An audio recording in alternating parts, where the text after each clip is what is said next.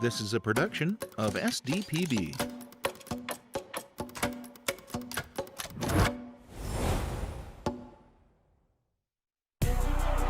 Touchdown! This is for a state championship. Oh, drug kick, and it's good. There's going to be some highlights coming off of this. The short-range jumper. Edging out in lane 4, the top seed. This South Dakota High School State Championship event is conducted under the direction of the South Dakota High School Activities Association.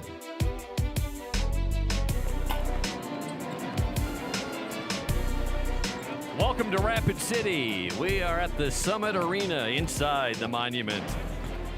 The site of the 2026 South Dakota High School Girls AA Basketball Tournament.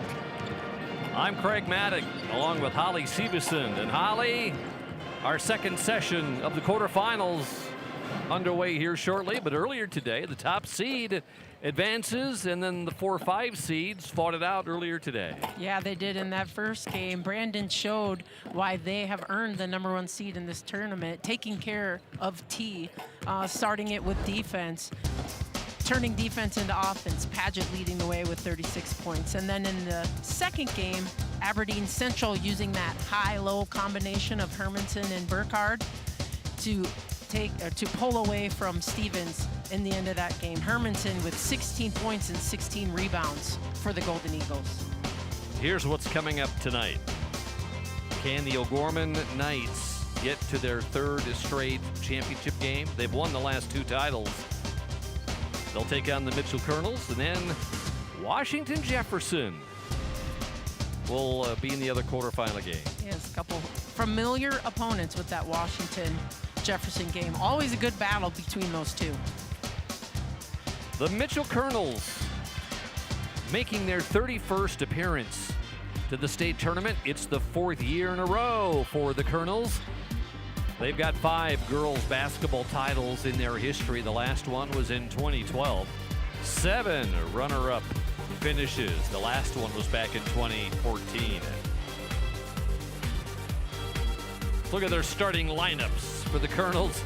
And if you look at the lineup, you go, what, two 8th graders are on the starting lineup. Yeah, Nia Talley and Cece Morgan, both already attracting Division I attention, and not even in high school yet. Certainly got some experience last year as, dare I say, 7th graders in this same tournament, but they're led by Addie Simpson. She's their senior. She leads them in scoring with 18 a game. Should be fun to watch. There's Dave. Yes, Dave Brooks, the head coach at Mitchell. This being his last year, but his 4th year in 4th consecutive state tournament. And they will take on the 2-time defending state champs, the O'Gorman Knights. It is their 29th appearance. 17 years in a row, O'Gorman has been here to the girls basketball tournament. They've won the last 2. They've won 3 of the last 4. A total of 5 titles for O'Gorman girls basketball. By the way, O'Gorman is 68-1 in their past 3 seasons. Here are your starters for the O'Gorman Knights. Yes, the Knights are led by senior Sydney Terveen. She's a dynamic scorer. 18 a game, also with 4 rebounds and 4 steals a game. Shoots 60% from the floor. Ellie Meyer, watch for her, 6-foot sophomore. She can block shots and get rebounds. They like to really get out and run, with Ruby Moore leading the pace as the junior point guard. Was a star last year in this tournament. Coach Colesrud, in his 28th season at O'Gorman, he has over 400 career wins. This is O'Gorman's 17th consecutive trip to the state tournament. Follow SDPB Sports on your mobile device. Check us out on Facebook, on Twitter, on Instagram. Browse all of the action and award photos. Just search SDPB on Flickr and tell us where you're watching from.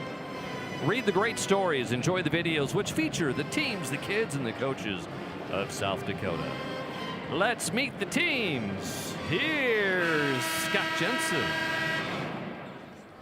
Good evening, Summit Arena fans at the Monument in Rapid City and everyone watching all over the world on SDPB. It's time for the quarterfinal session of the 2026 South Dakota State AA Girls Basketball Championships. The South Dakota High School Activities Association, along with its corporate partners, Sanford Health, Dakota Bank, Farmers Union Insurance, Billion Automotive, and the South Dakota Army National Guard are proud to welcome you to this opening session of the State AA Girls High School Basketball Tournament. Playing tonight, the number 7 seed Mitchell Colonels versus the number 2 seed O'Gorman Lady Knights. This tournament is being conducted under the guidance and regulation of the South Dakota High School Activities Association for the enjoyment and benefit of high school students. Good sportsmanship is essential for the success of these programs. We hope you'll enjoy the games and support your athletes in a positive and sportsmanlike manner. And now, ladies and gentlemen, at this time, will you please stand as we honor America? The national anthem tonight will be performed by the combined Rapid City Stevens, Rapid City Central Pep Bands under the direction of Mr. George Dragoo, Mr. Jordan Seidel, Mr. Andrew Belsas, and Mr. Jimmy Reed. We would remind all in attendance that the proper respect is to face the flag, remove your hat, and stand at attention with your right hand over your heart. Veterans and active duty military not in uniform may also salute the flag. Ladies and gentlemen, our national anthem.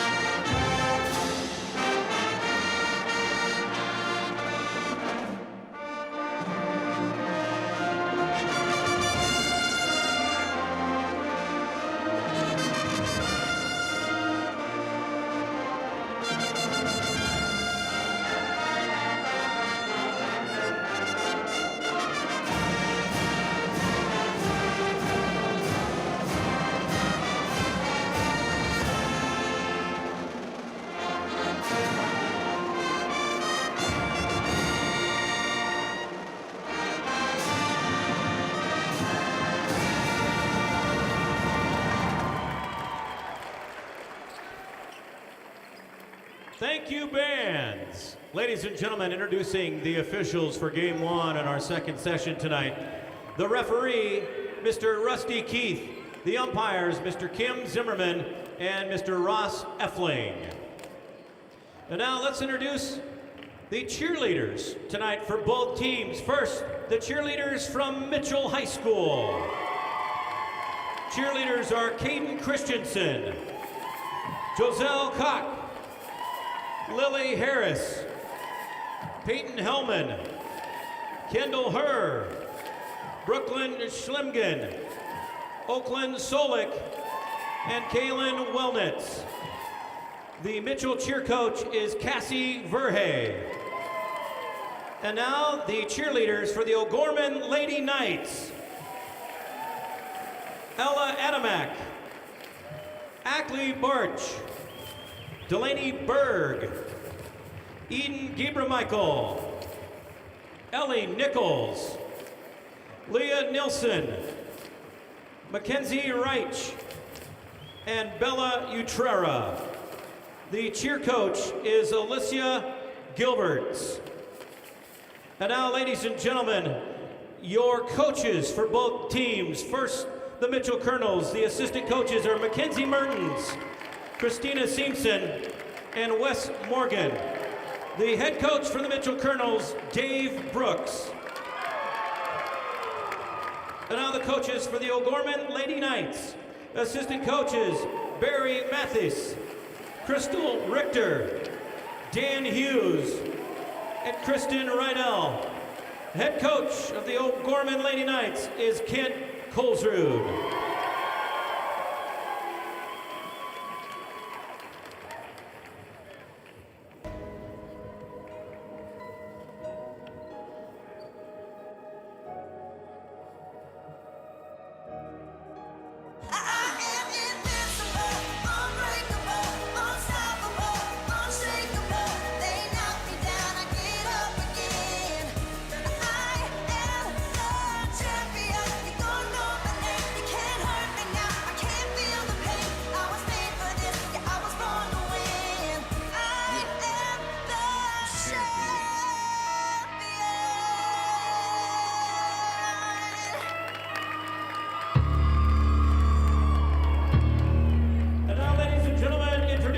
Channel C starting lineups in an alternating fashion.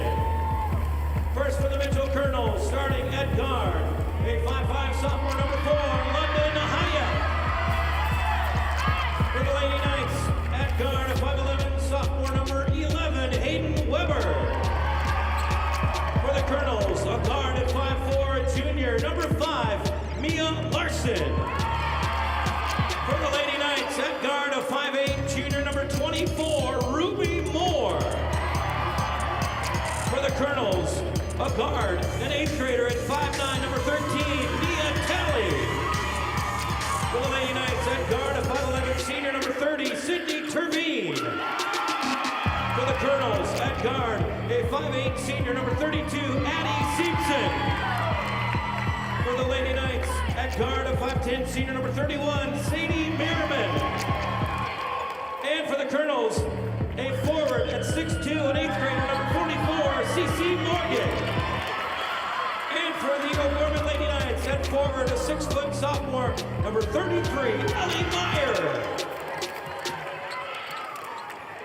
For the University of South Dakota fan sections, Colonels fans, are you ready?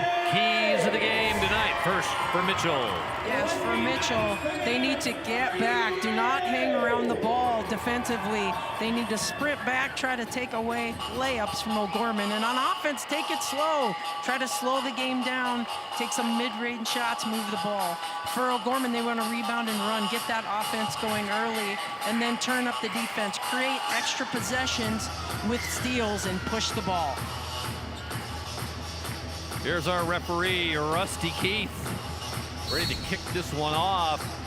O'Gorman has won the last 10 matchups versus Mitchell. The last time Mitchell beat O'Gorman, first round of the state tournament in 2019. Mitchell electing to come out in the zone. You see O'Gorman moving the ball side to side. Merman and Sadie from the wing on the 3. Yeah, that's one kid you don't want to leave open. A 42% three-point shooter, averaging 9 a game. She can really light it up. Look for Simpson, though, for Mitchell.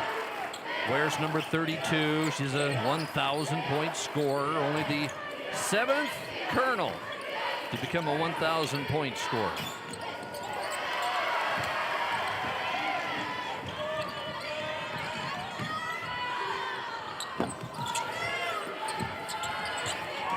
Size-wise, Mitchell has some nice size. Mitchell with CeCe Morgan, 6'2", 8th grader. It's important for her to stay out of foul trouble defensively for the Colonels, and then certainly for O'Gorman. Hayden Weber, Sadie Merman, some excellent size. The steal here by Moore. Nice lead to Terveen.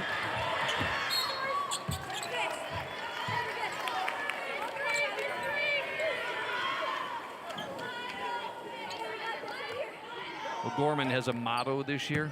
Their motto is pressure is a privilege. We know Coach Colesrud, he wants to put pressure on the court, up tempo. That has been successful for Kent for many years. I also think them going for a three-peat here this year, knowing that teams have been gunning for them all season, they're going to give them their best game each time out, and just to embrace that. Turbine with a bucket. Mitchell has to stay away from turnovers. Merman.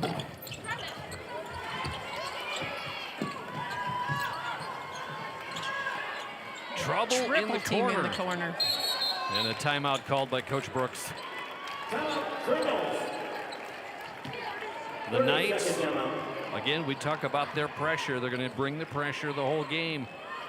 And for the Colonels, they almost have to take a deep breath. And once they get the ball, deep breath, and then decide where you're going to go with it. Because if you go too fast, O'Gorman's going to take advantage of that. Right, a little bit like what we saw earlier today with Aberdeen and Stevens. Stevens really applying that pressure, and Aberdeen just getting a little sped up at the beginning of the game. And pressure will do that to you, especially when you have people that aren't used to getting double teamed and triple teamed in the backcourt. It's really important where you catch it and then where the other players are on the floor. You have to have the right spacing, and we see Mitchell here. They're spread out now. You see they're spreading their offense out. See how Mitchell handles his pressure. Merman on the pressure on the inbound. This is CC Morgan. CC, 6'2", 8th grader. As London Schroeder in the game now for Mitchell. Even those two, Tally and Morgan, they're 8th graders, but they're not your typical 8th graders, right? Physically, and just the way that they play. They play beyond their years. 3-ball Turbine.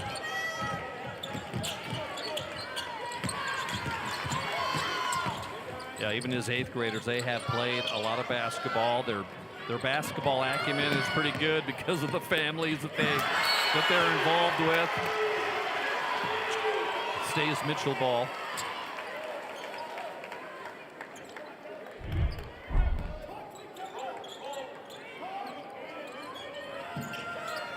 Morgan, the 6'2", 8th grader, puts the Colonels on the board. Okay, CC. He's showing us. Oh, injured Colonel. London Schroeder. London has just come into the ball game, and they will take a look at her real quick. Want to remind you that SDPB's coverage of high school sports and activities made possible through the generous support of viewers like you. Contribution today does help the broadcasts of events like the State Basketball Championships. Make a donation today by visiting sdpb.org/donate. And we all wish the best for Jordan. I'm sorry, London Schroeder.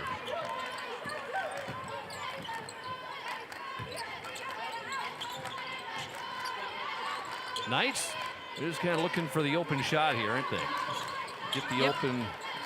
They really like moving that ball around. Colonels, though, trying to stay a little zone here.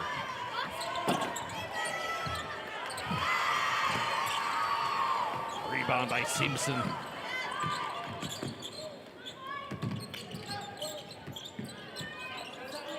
O'Gorman's putting Turbine on Simpson wherever she goes. Well, now they're going with the 2-3 zone here for the Knights.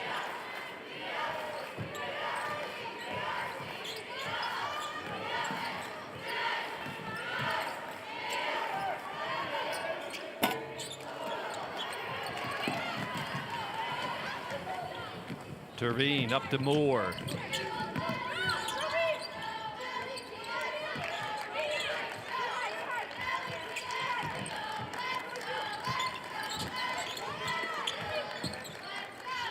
From the elbow. Looks like some pretty good defense here, though, by the Colonels. Tough inside. And a jump ball. Timeout. Tight ball game here early between the number 2 seed, the defending, 2-time defending champs, Knights, taking on the Colonels. You kept us fed through tough times. And despite rising business costs, you keep doing what you love because you know you're making a difference. No matter the challenges, we're here to help you navigate the highs and lows to grow your business, to improve your land, or to buy new equipment. We all rely on you, and we're just happy to return the favor. Go with Allies. Go with trust. Go with Dakota Bank.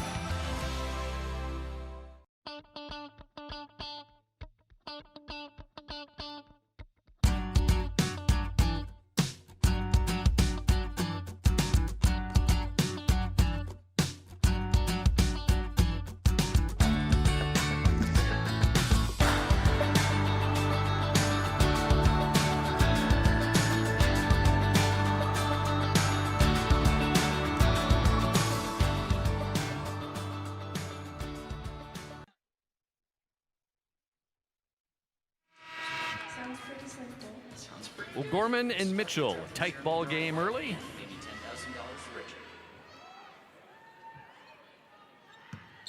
And for the Knights, this is Merman. Oh, quick pass. Oh! And a foul on the Knights. It's a good, tough play there by Morgan.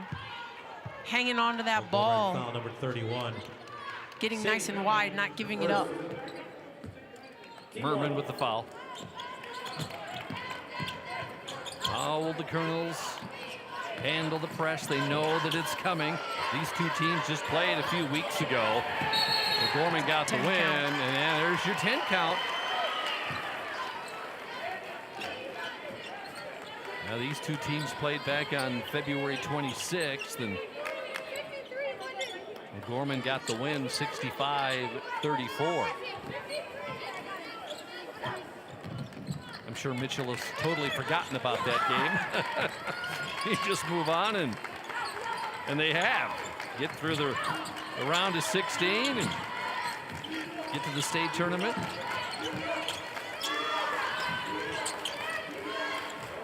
Boy, tough shooting so far by the Knights. A couple of air balls, missed shots.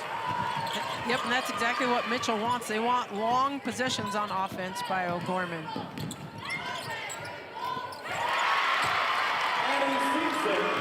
Seamson with her first basket. We're tied at 5. Knights shooting 2 of 13. It's a good job by Mitchell with their defense too. They're getting back in transition. They're also scoring, which allows them to get set up defensively. Almost daring the Knights. Go ahead, shoot from the perimeter. I don't know if I go that far, but they're definitely getting back and protecting early offense. Coming in, that's Morgan. Great cut. He's got 5 in the first lead of the game for Mitchell, 7-5.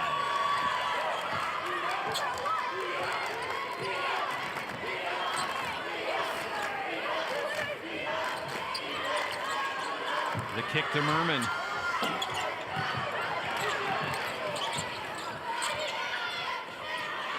Here's Backus, who's in the ball game. Oh, and London hits a big basket for the Knights. Yeah, 34% three-point shooter on the year. She comes in ready to catch and shoot, knocks it down.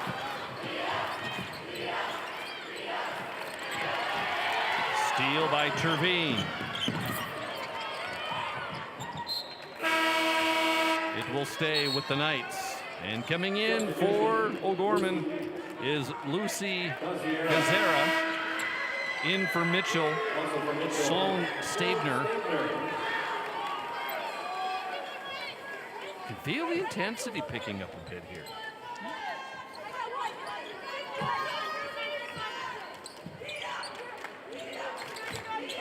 Colonel staying in the zone. Out to the wing with Terveen. This is Meyer.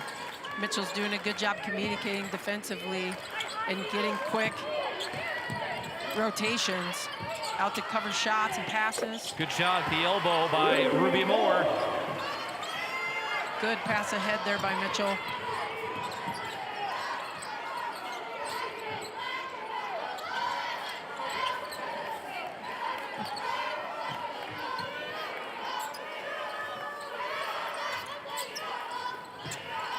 side to Morgan. It's a great pass out there from the post. Nice and sharp. Got her teammate an open shot.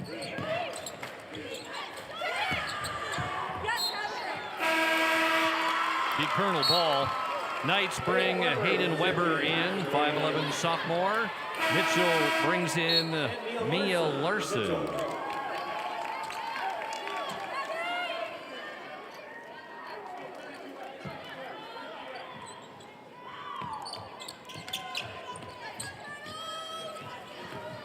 Oh, that's tough. Oh, and the foul on the Knights. The foul will be on Weber, her first. That's her first, second team foul. Stay away from the sideline. Stay away from the double team. So much easier said than done, right? Right, Holly? You just want to move the ball ahead with the pass as much as you can. Tally. And Nia, the 8th grader, her first basket of the game. Tied at 10.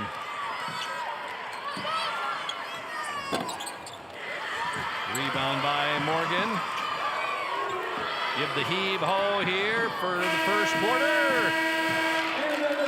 The number 2 seed, the 2-time defending champ, O'Gorman Knights, tied with the Colonels after 1.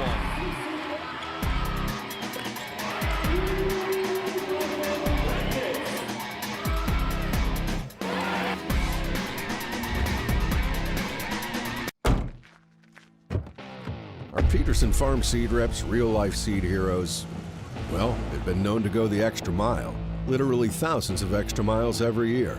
And when they're not driving gravel roads, they're out walking fields and sampling soil. When time is the enemy, they're there to save what's left of the day.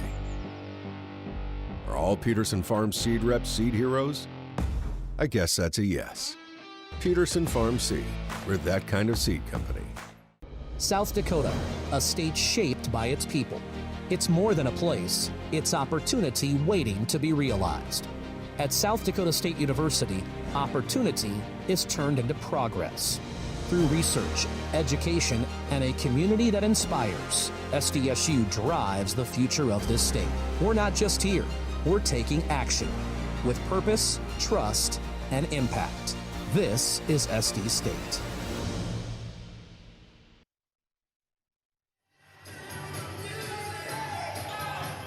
O'Gorman and the Colonels going at it. It's our 3rd quarterfinal game of the day, opening day of the AA girls basketball tournament. O'Gorman's biggest lead has been 5. Mitchell's biggest lead has been 2. We've been tied twice. So far in this half, Mitchell has limited O'Gorman just 2 of 11 from the 3-point line. Morgan. And it's going to be jump ball. Simpson in there with Moore.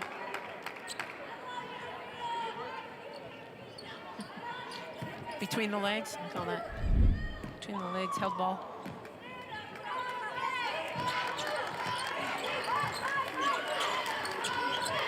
There's a tip pass. Covered by Simpson. And she has it tipped away.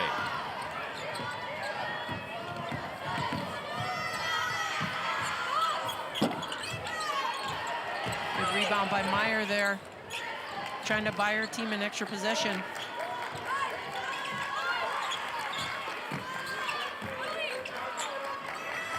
Over to Terveen.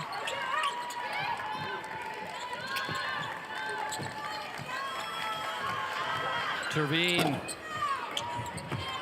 O'Gorman is now 4 of 20 from the floor. Mitchell is 4 of 10 from the floor. O'Gorman's able to move the ball in the zone, just have not had shots fall. Mitchell, to their credit, is doing a good job challenging and finishing with defensive rebounds, limiting O'Gorman to just 1 shot. Simpson. He's got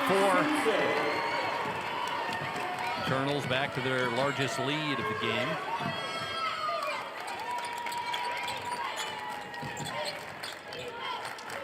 Merman into the paint to Trevine. Oh, beating O'Gorman down the other end is Simpson. Fantastic pass ahead there. With these baskets that Mitchell is scoring, they're able to get back in transition defense, take away some of O'Gorman's strength, which is that running game. Ruby Moore. Ruby, this junior, comes in. Yep, and you know it's coming, right? Ruby's such a good scorer. Shoots 44% from the three-point line, 15 points a game.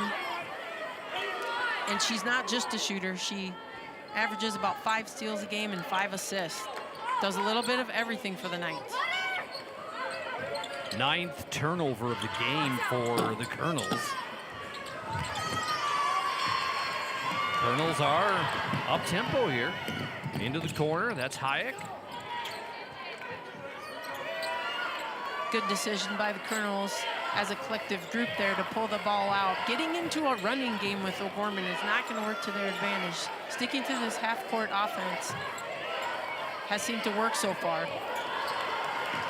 10th turnover for the Colonels. O'Gorman with 2 turnovers in the game. Underneath to Merman. And Sadie with 5 points. Knights retake the lead.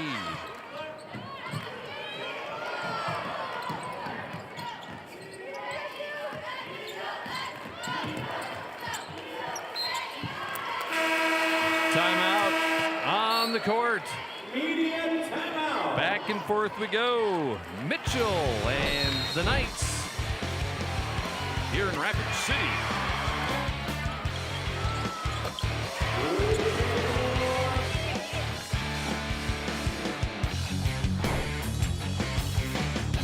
Protecting crops. Agronomy Plus in Mitchell, Rock Creek in Howard, and Valley Station in Armour provide agronomy services, fertilizer products, and crop analysis systems, including Agronomy 365. This system helps manage your field's performance, supporting small-town communities while hiring and training local youth. Agronomy Plus in Mitchell, Rock Creek in Howard, and Valley Station in Armour, serving area producers and their communities. Is it the competition that keeps bringing you back? The long-standing rivalries? Or is it seeing friends again and cheering on your favorite team? At First Dakota, we're here for all of it. We appreciate the fans, the players, the coaches and officials, the concessions crew. The shared community experience is part of what makes life here great. And we're here for all of it. See you at the game.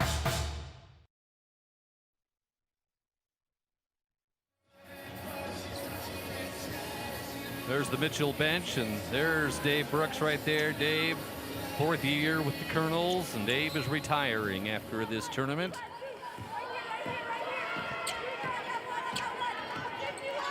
He's got his team ready to go today. What is Mitchell doing defensively that's giving some problems to O'Gorman?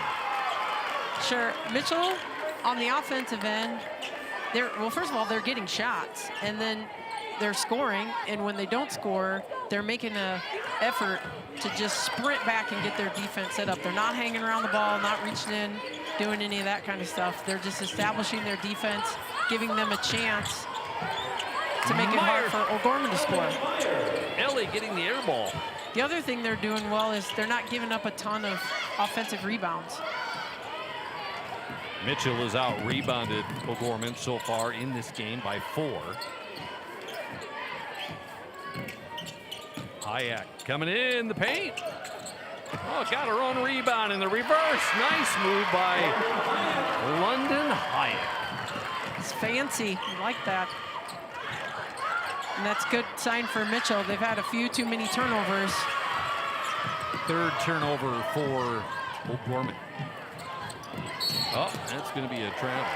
Yeah, and that's going to be Mitchell's 11th turnover. Mia Larson back in for Mitchell.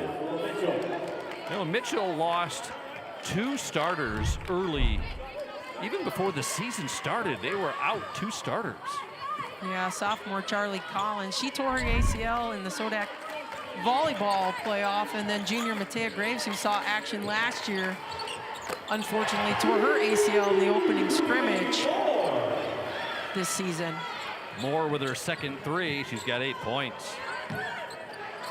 Good sign for the Knights to see her catch fire.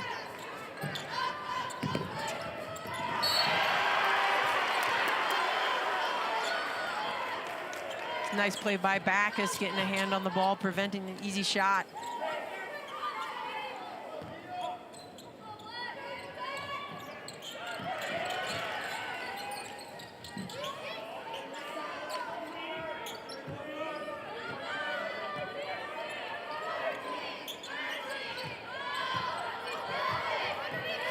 To go here in the half.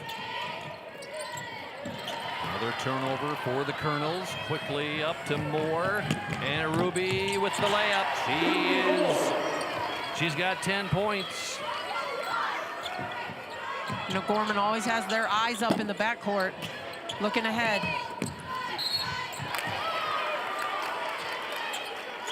Foul on Simpson.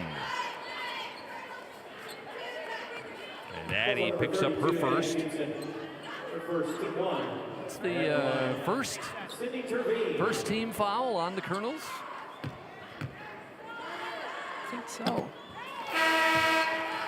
Sydney Terveen is at the line. Coming in is London Backus. Terveen shoots 71% from the free throw line. She went over 1,000 points this year on senior night. 4 points tonight. Knights with their biggest lead.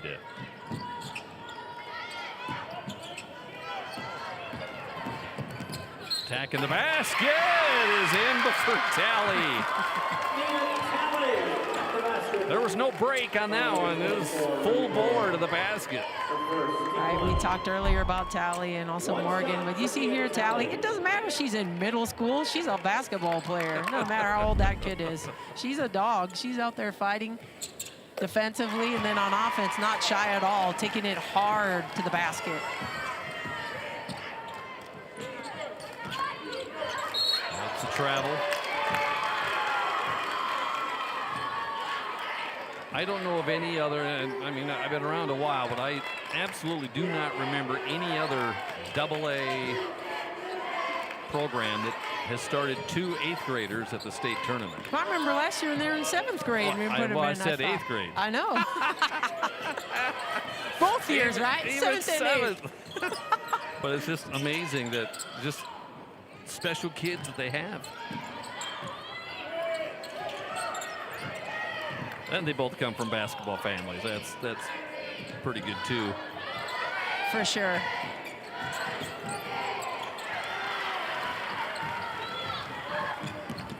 Up to Merman.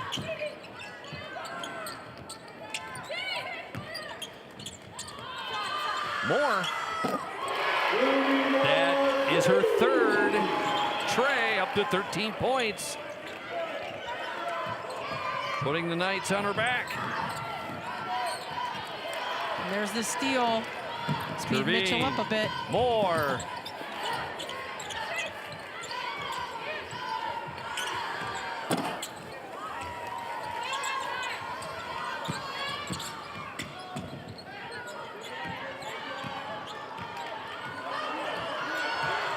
Eight-point lead here for the Knights as we have a minute to go here in the half. There's Morgan. She'll go to the line.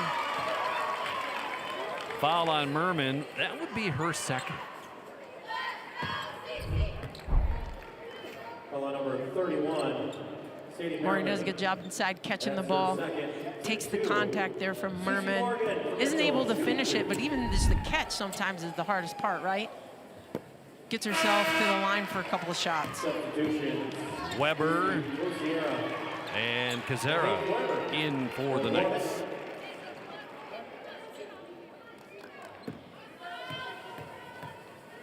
Morgan averages 11 per game. And that possession will go to the Knights.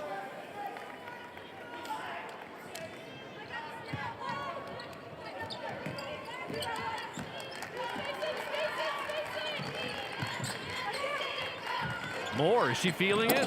Almost on that one.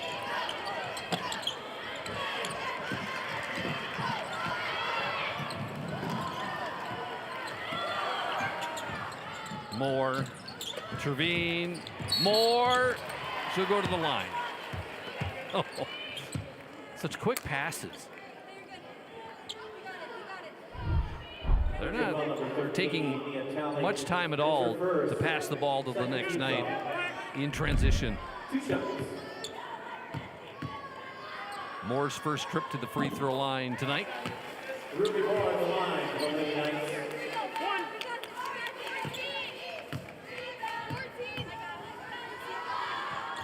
15 points for Moore in this first half.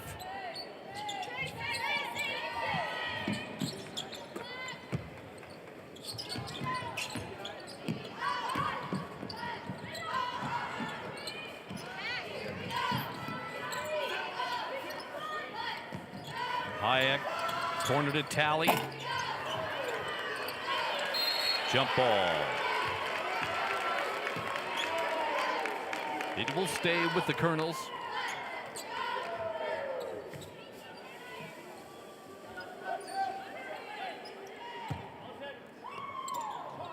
This game was tied at 10 at the end of the first quarter.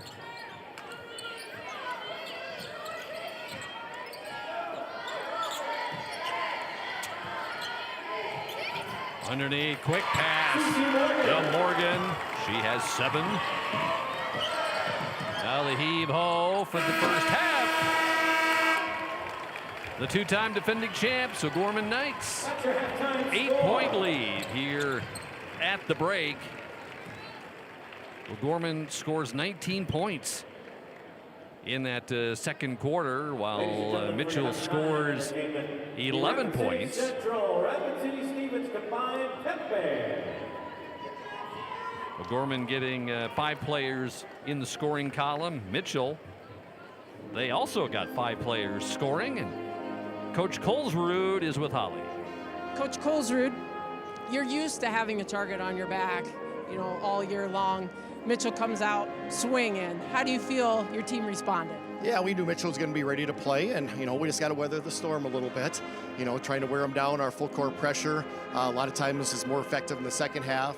Get teams worn out a little bit, and we just got to get some points in the paint. Whether that's off dribble penetration, off of cutters, off something in the post. Mitchell's really squeezing the paint hard on us and forcing us to shoot a lot of threes. We're a good three-point shooting team. We've made some shots, but we got to get some things in the lane just to score some easier points.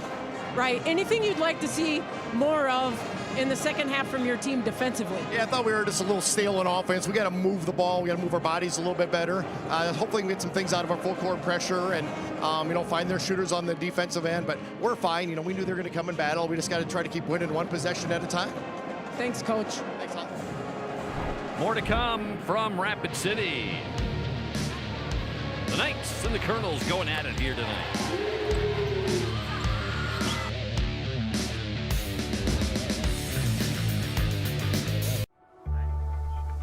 As much as you have accomplished, there are times you'd rather not go it alone. While you determine what direction you go, we're here to help along the way.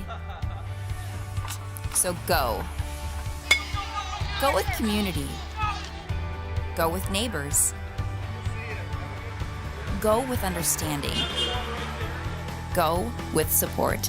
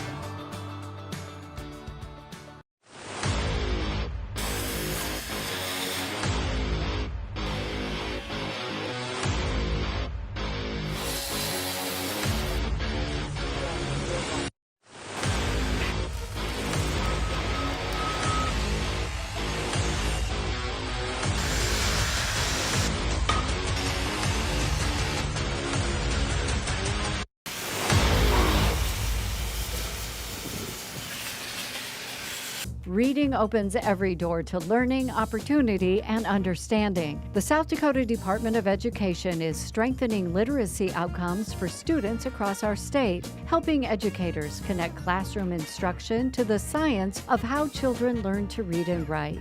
Through professional support and shared resources, schools are building strong foundation in literacy for every learner. South Dakota Department of Education, learning, leadership, service.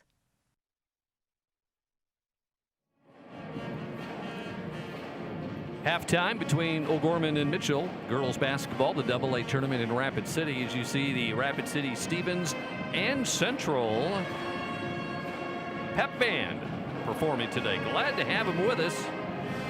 It's always great having a band at the state tournament. The South Dakota High School Activities Association All-State Band Concert is going to hit the stage on Saturday, March 28th. A couple of weeks away here. March 28th, 5 o'clock Central, 4 Mountain. It's live from the Rushmore Theater right here at the Monument in Rapid City. You'll be able to catch the stream at sdpb.org/band. And then SDPB will also record the performance for a special TV broadcast coming up in April on SDPB TV. Proud to team up with the Activities Association and showcase the talent of the young South Dakotans. SDPB is covering high school sports like never before with our brand new show, Game Time. Jason Andera and Nate Weck deliver the headlines, the game changers, and the top tilts every week.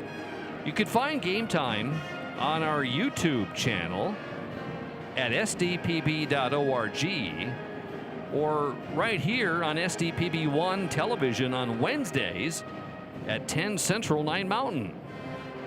Game Time also available as a podcast on Apple and Spotify. You can like, subscribe, and give it a 5-star review today. When we come back, we'll look at stats and highlights of our first half. Colonel's biggest lead was 4. O'Gorman's biggest lead, 10. We've been had 4 lead changes, too, in this game.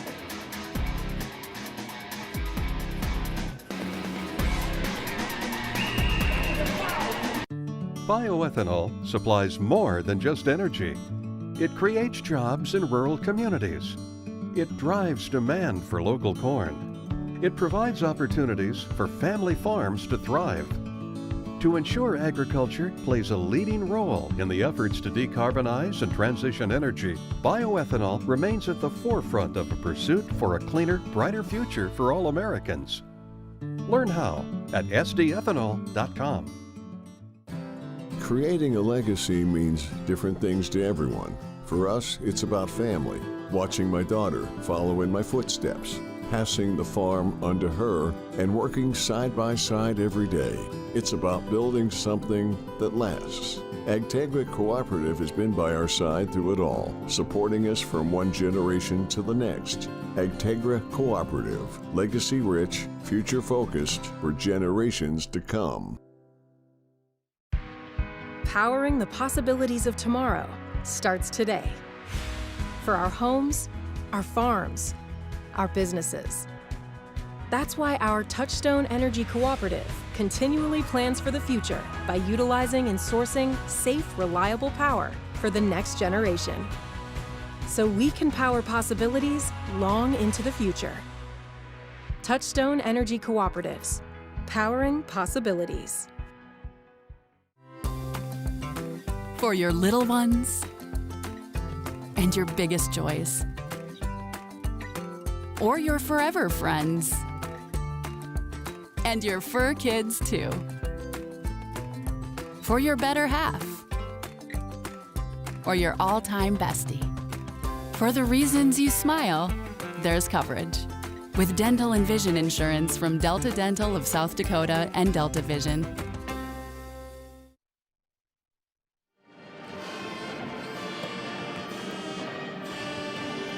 Thanks for joining us tonight here in Rapid City at the Summit Arena inside the Monument. in that first half. O'Gorman got out to a 5-0 lead. They get a 3-point shot by Merman.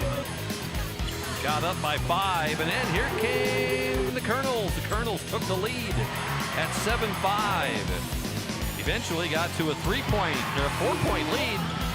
But then here comes O'Gorman. Threes from Moore. She got 3 of them in that first half. London Backus also with a tray. Yes, Ruby Moore started to catch fire. Those 3 threes in the first half really helped O'Gorman pull away there a little bit. Mitchell stuck to their game plan, not taking a lot of quick shots, working the ball in the half court, trying to slow it down a bit. Shot 53% in the first half. Mitchell and O'Gorman, the score has been tied twice. We've seen 4 lead changes. And on the stats, see the big difference there is with the turnovers. 17 of those Mitchell turnovers were, 7 steals by O'Gorman helped lead to 17 Mitchell turnovers. Big disparity there. Leads to that 29-21 lead for the O'Gorman's Knights. being led by Moore with 15. Nobody else in double figures for the Knights. For Mitchell, they're being led by CeCe Morgan with 7. Tally and Simpson with 6 apiece.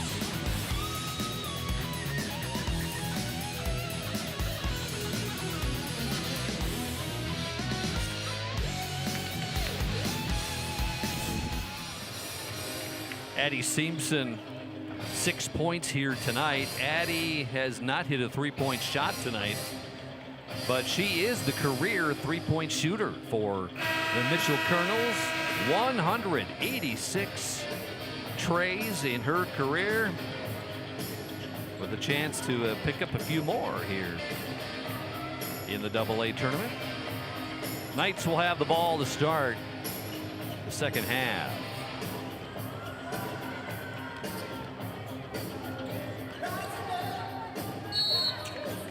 I'm sure Coach Colesrud was talking with his team at halftime, as he alluded to us in his interview, of shoring up that defense, really getting out, pressuring, making it hard for Mitchell to advance the ball. And for Mitchell, just stick to the game plan.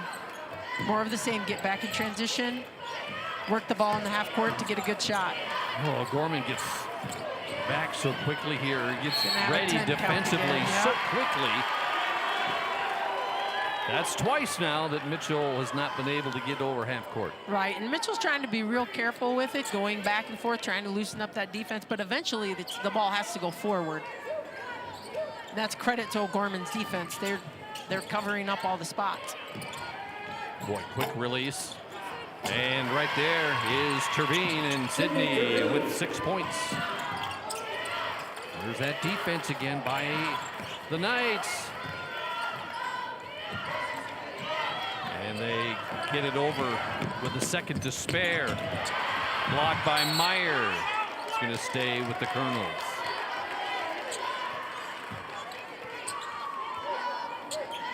Mitchell finally got the ball there, advanced up the sideline, seeing Tally take it hard to the basket. Nice block by Meyer. Morgan with 9. Boy, quickly the other end, and it's Sydney Turbine. That just shows you how good O'Gorman is at advancing the ball. That basket came off a made basket by Mitchell.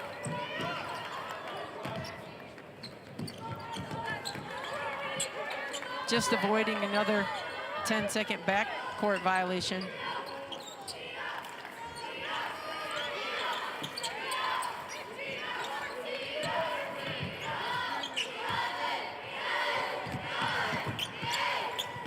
Shot clock at 6. Up to Moore. And the foul on Moore before the shot. Yeah, Mia Larson got her. So Mia Larson. For first, team 1. Not a lot of fouls here in this game. Only the second team foul by Mitchell in the game. O'Gorman has 3 in the whole game.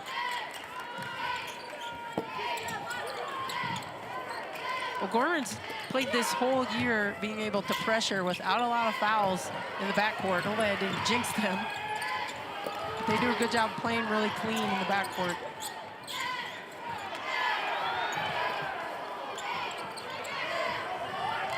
Numbers for the Colonels.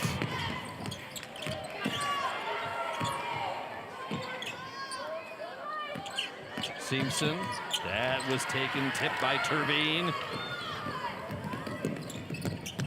And Merman can't quite control it.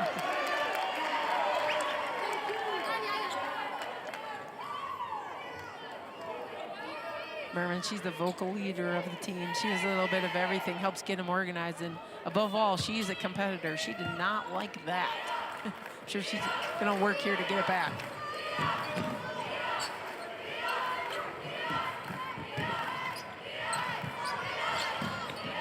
Simpson with it for Mitchell.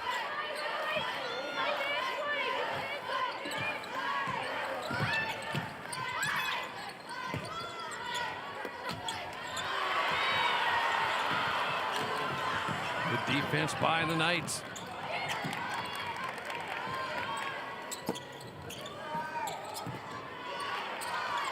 Mitchell dodged a little bit of a bullet there. Ruby got a pretty good look at it. Basket by Hayek. London with her second bucket. And Hayek can definitely score. She averaged 11 points a game as a freshman, coming back this year with 8. That's Meyer. Ellie has 2 buckets.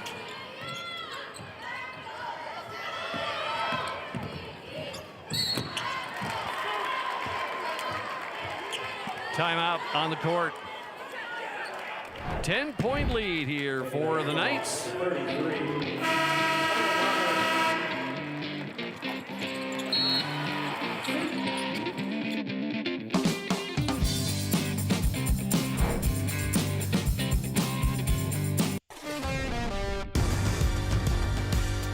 You're committed to building relationships, to exceeding expectations, to serving your community. Your financial partner should share your vision and your values. For 130 years, we've stood by South Dakotans. We've been there, we'll be there. Convenient, connected, committed. Bank West, member FDIC. South Dakota, a state shaped by its people. It's more than a place, it's opportunity waiting to be realized. At South Dakota State University, opportunity is turned into progress. Through research, education, and a community that inspires, SDSU drives the future of this state. We're not just here, we're taking action with purpose, trust, and impact. This is SD State.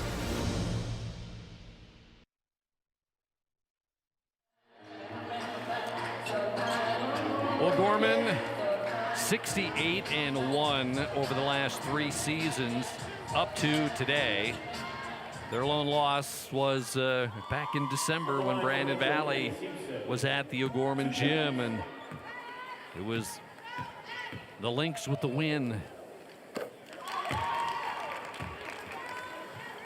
And the Lynx have stayed undefeated. That's why they're the #1 seed, and O'Gorman the #2 seed.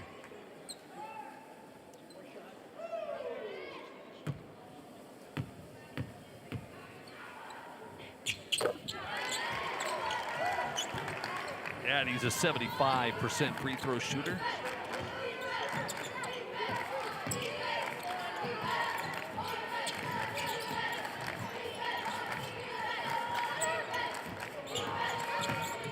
Moore.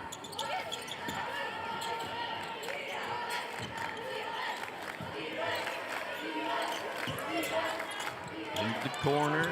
That's Meyer. And it's going to be Colonel Ball. Well, let's look at Mitchell offensively, shooting 48% from the floor. They're 11 of 23. 20 turnovers, though, in the game. Right, and that's been the difference, 22. O'Gorman's 5. Several of those coming off of steals. by the Knights, leading to good shot opportunities. There's Meyer. Rebound by Morgan. Morgan with 5 rebounds now in the game, but another TO. From the baseline, Sydney Terveen, 10 points for the senior. See if they can shorten their passes a little bit here as they try to get it across, which they do. Oh, tough defensively. Moore. Put back is Merman. 7 points for Merman. And this is what O'Gorman does to teams, right? They hang around, then all of a sudden, Mitchell gets a little bit tired, and other teams too have had this same issue with the Knights.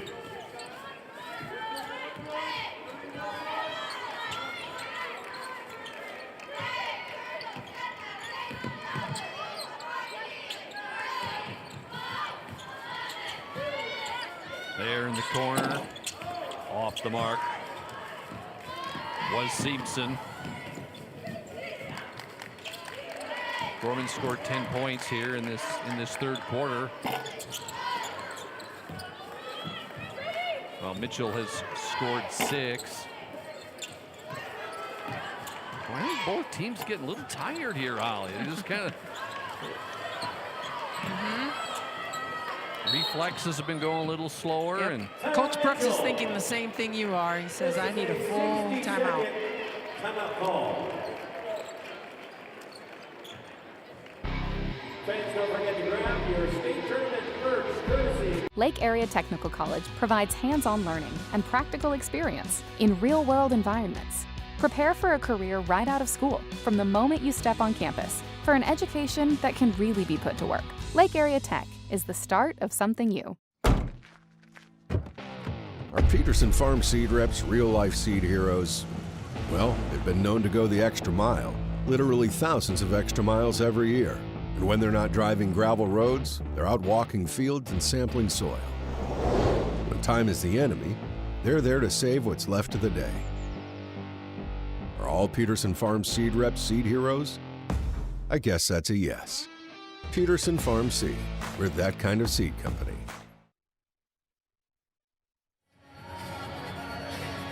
I'm Craig Maddock, along with Holly Severson.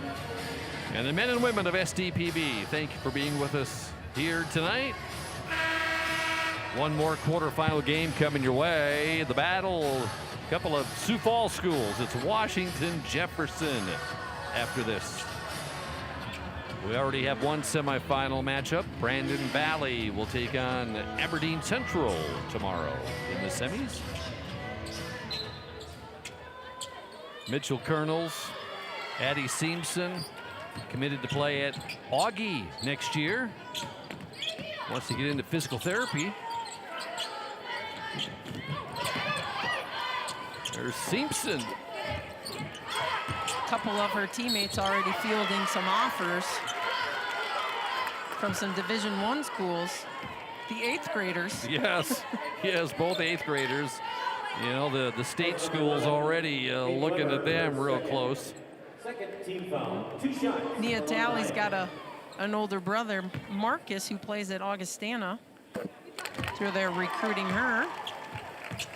London is a 61% free throw shooter.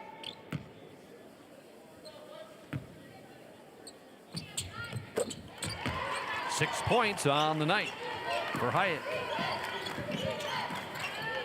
And for O'Gorman, Sydney Terveen, committed to Nebraska Omaha for basketball. Sadie Merman's committed to University of Sioux Falls for basketball. And Ruby Moore verbally committed to SDSU for basketball. Thing about O'Gorman too, they've got a lot of players who are multi-sport athletes. Weber's a good triple jumper. You've got Ellie Meyer. Her career's just getting started in basketball, but she's also a high jumper. Simpson for 3. Yep. Lucy Kazera plays tennis. It's nice to see kids playing multiple sports. Teaches you how to compete, how to be a good teammate.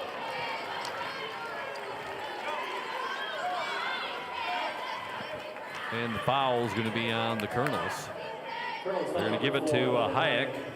Her first. It's only the second team foul of the quarter. We have not been in the bonus tonight. We've had the shooting fouls, but nothing in the bonus.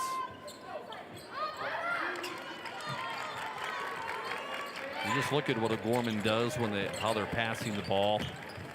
They'll just flip it around, look for the open shot, look for the open player. Yeah, on that possession, Mitchell covered up the fade screen, so Moore didn't get a great look. Come away with the defensive rebound off the shot from Weber. Swatted out by Meyer.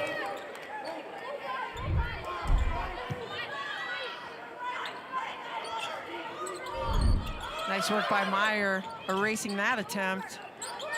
Not able to get the possession, but certainly a good thing to take away a shot.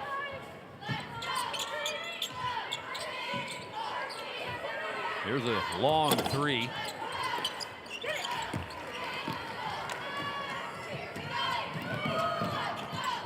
Because early nowadays, nothing is long for three-point shots. Anywhere on the floor is normal. Not just around that three-point arc. I think coaches prefer if it goes in a time or two, though. It'll count if it goes. It does. Ruby Moore, her fourth tray. And the Knights up by 10. In the fourth quarter coming up.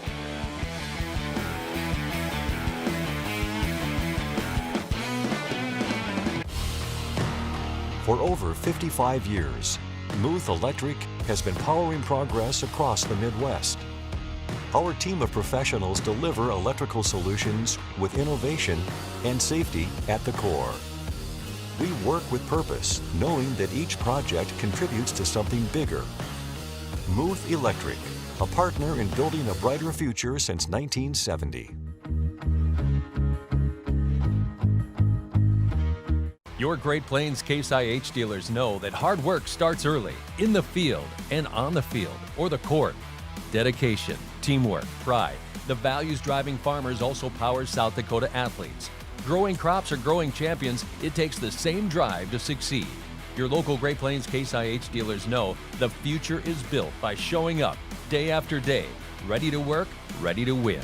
Great Plains Case IH dealers, supporting schools, athletes, and the communities we grow.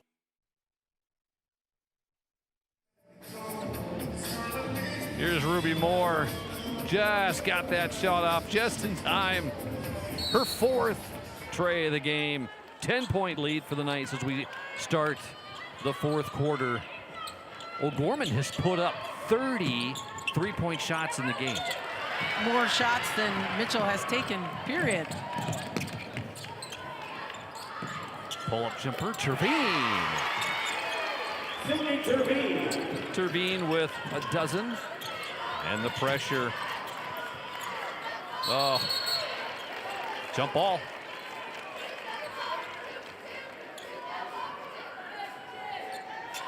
Well, it's certainly, that pressure certainly starts on that 2-2-1 zone press from the up two, and typically that's been Moore and Merriman.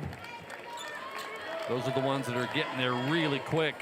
Yeah, the and to times see Merman, she's inbounding the inbounds right.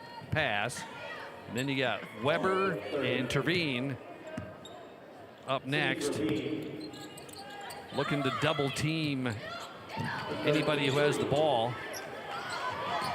Just quickness. Yeah, and the lower you can get the offense to catch the ball versus the press, and if you can get them to start dribbling, that's usually when good things happen. O'Gorman's been able to do that several times here tonight. Here's Ruby Moore. She's the third Moore sister to play varsity at O'Gorman. I remember Izzy, where she's finishing up Northern State, and you had Lucy. freshman season up there. Yeah, and there's another one coming. Coach Colesworth won't know what to do with that Yeah, more. Ivy, the 8th grader.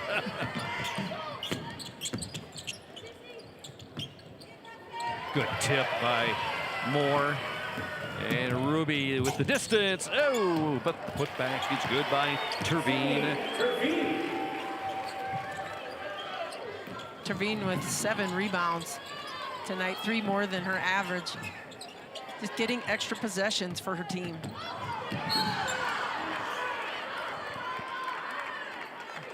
Hard fall by Tally. Number 24, Ruby. You can see the pressure that O'Gorman puts on teams, especially Mitchell. They just kind of wear you down over time. There haven't been much times in this game, or haven't been many times in this game where Tally has had a clear path to the basket or even to half court or anywhere without having 2 or 3 O'Gorman players on her. Nice pass underneath as Hayek.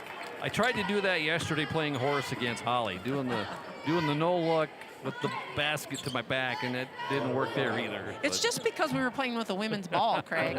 If it would have been, you know, had the right ball for you. Could have been different. Yeah. Tough shot, but good one by Hayek. I'm sure I would have struggled. In for Mitchell is Stapner.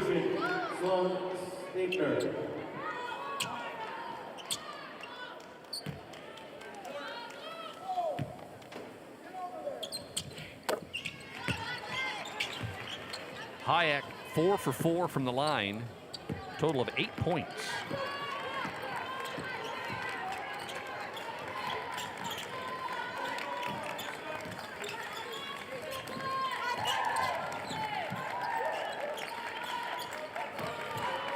Terveen to Moore.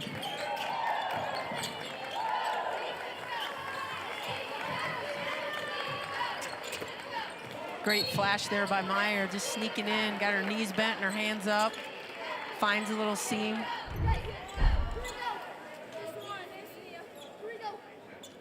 You see Merman able to put that pass right on the spot. Simpson's second foul. And that's a travel.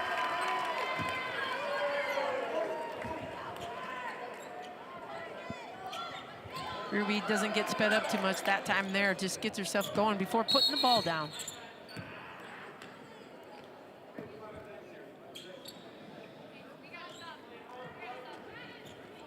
In for Mitchell. Here comes Mia Larson.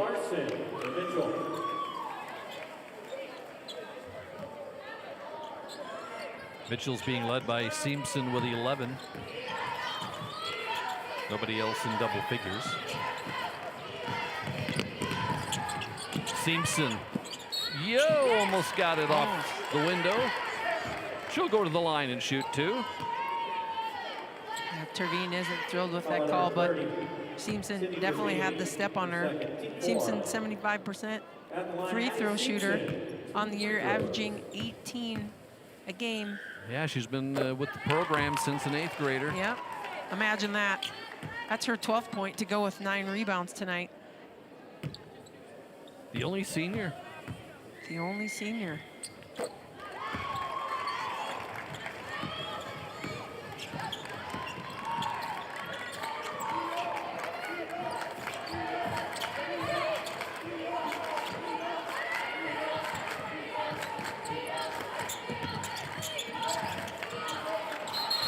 Jump ball. Possession arrow to the Colonels. Nice work by Simpson there. Staying down in the stance, getting her hands on that ball.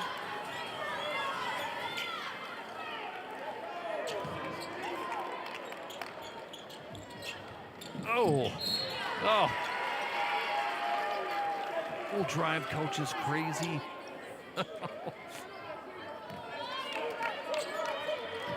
That's all part of it.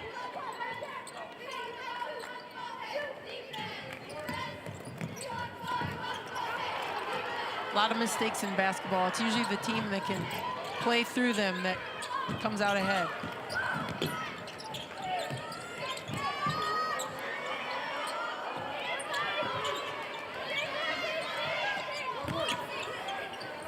Morgan. Blocked by Meyer. Yeah, Meyer just staying on her feet, really walling up there on defense, not letting Morgan with that turn.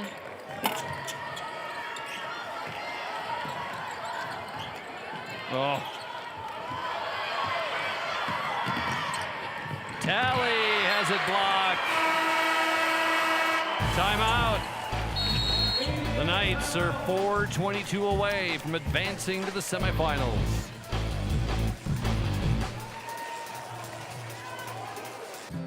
Creating a legacy means different things to everyone. For us, it's about family, watching my daughter follow in my footsteps, passing the farm onto her, and working side by side every day. It's about building something that lasts. Agtegra Cooperative has been by our side through it all, supporting us from one generation to the next. Agtegra Cooperative, legacy rich, future focused for generations to come. At Southeast Technical College, you won't just study for a career, you'll live it. Training in classrooms that look, feel, and operate just like the real world. Because the best way to do what you learn is to learn by doing. Get your degree, get to work at Southeast Technical College. Hey, buddy.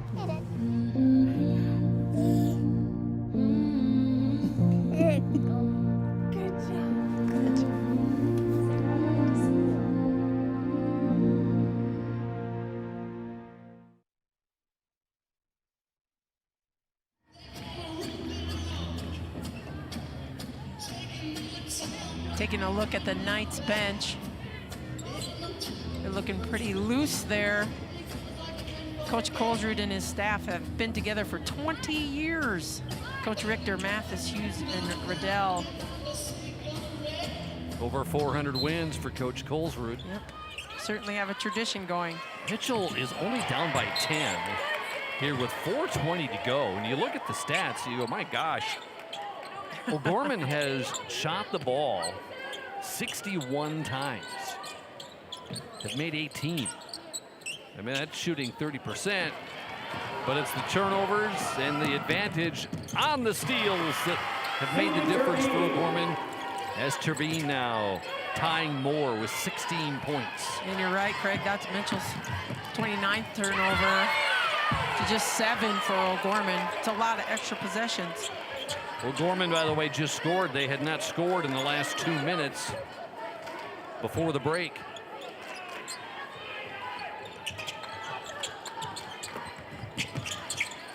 Seamson will go to the line.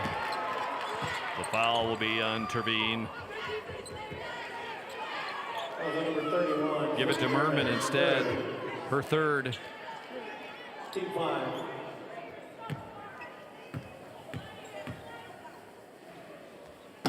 Mitchell definitely needed the clock to stop, not only for the opportunity to put some points on the board, but to also be able just to catch their breath here for a minute.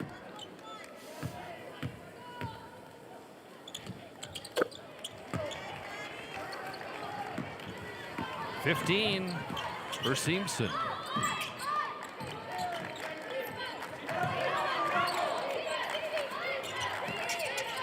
O'Gorman with 7 turnovers in the ball game. Meanwhile, 29 for Mitchell. Oh, and a timeout is going to be called by Coach Colesrud. The timeout got called before any foul was a possibility. Yeah, he called that full timeout, just knowing that his team was in a world of hurt there over on the sideline, trying to save a possession for them.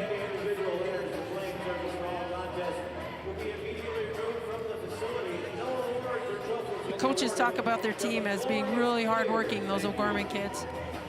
From the parents to the players, they've had a lot of fun. They put the team first. Not a lot of selfishness on that team.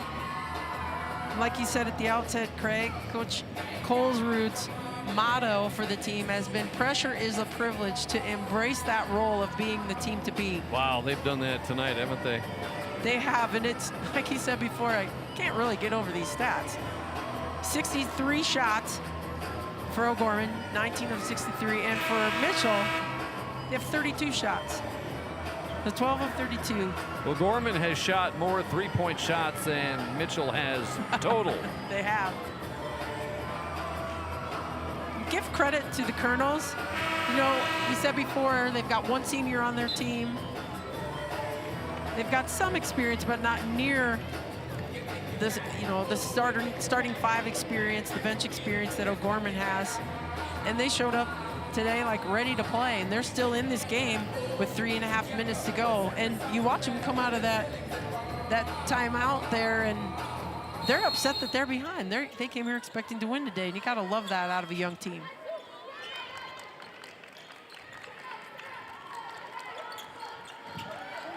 Does Mitchell have a streak left in him yet here? 4-possession game, basically. 12 to shoot. That will stay with the Knights. To get back in it, they'll need some consecutive possessions of defensive stops to go along with baskets. Not giving up any easy stuff. O'Gorman, though, hasn't looked rattled at all, though. I mean, they're so confident out there, and the experience as Moore will pick up the foul. And for Ruby, that would be her third. The Knights have Moore and Merman with 3 fouls in the game. Number 24, Tally actually was able to collect herself there and finish that shot. Moore, though, got that foul in before she was able to gather and go up for it.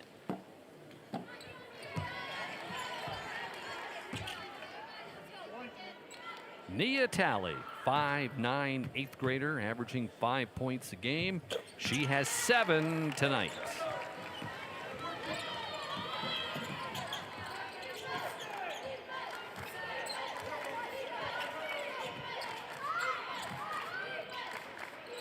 Meyer. Moore.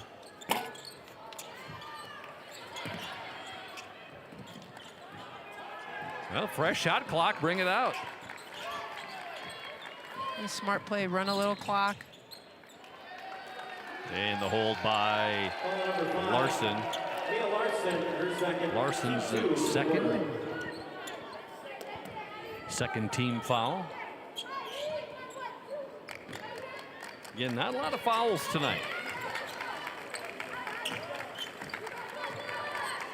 We've had certainly free throw shot, but as far as Mitchell with what, 5 total fouls in the game, and O'Gorman with 7 or 8. Yeah, and that's despite a lot of pressure defense. They've been able to pressure without fouling. It's not always the easiest thing to do. 5 to shoot. Oh, Turbine. Sydney has had a great game. It got that up right before the shot clock. Yeah, snuck it in there.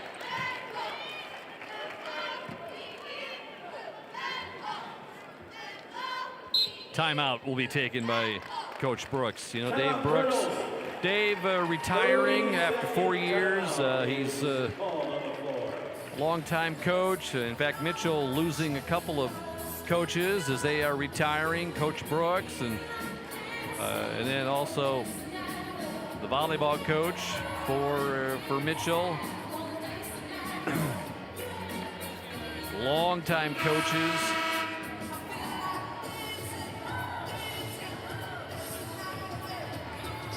Team-wise, they'll have everybody back, but Seamson, it'll be fun to watch them grow together, and whoever takes over the helm of the Colonels, they will have players to work with for sure. There's Dave. Fun conversation with him yesterday. He was feeling good, feeling loose, knowing that, you know what, these girls are going to come in and just play hard and enjoy being here, right? Yeah, we said, you know, congratulations on making to the tournament, and I believe his response was, well, I just go where the girls take me. You know, the girls just take me here, so he's great.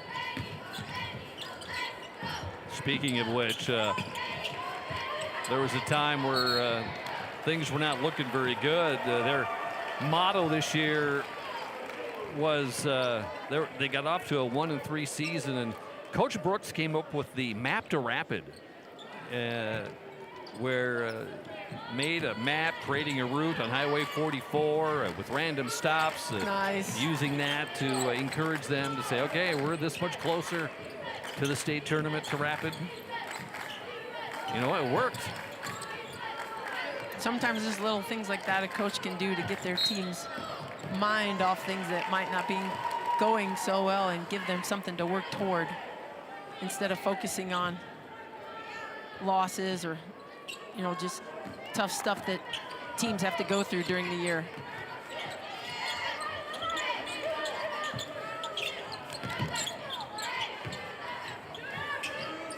Seamson.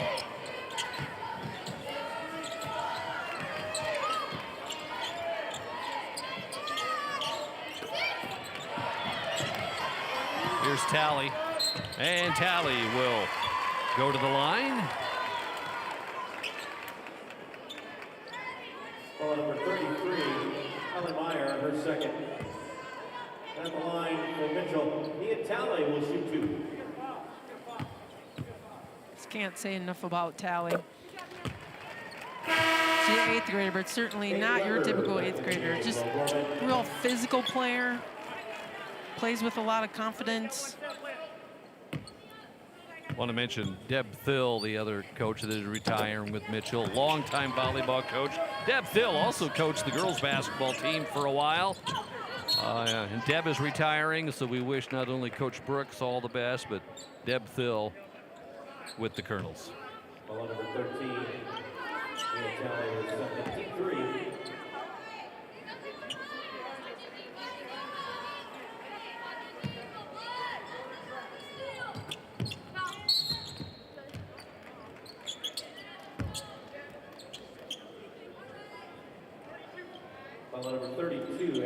Mitchell's 4th team foul. Coach Brooks here looking to foul, and he wants to get the bonus there. Get the bonus, yep. I mean, looking for more possessions. Basically a 3-possession game right now. Put the Knights on the line, where they've only shot 4 free throws tonight. Mitchell foul number 5, Mia Larson. They're 4 for 4 from the line tonight. And this is Hayden Weber. The Lady Knights for the bonus.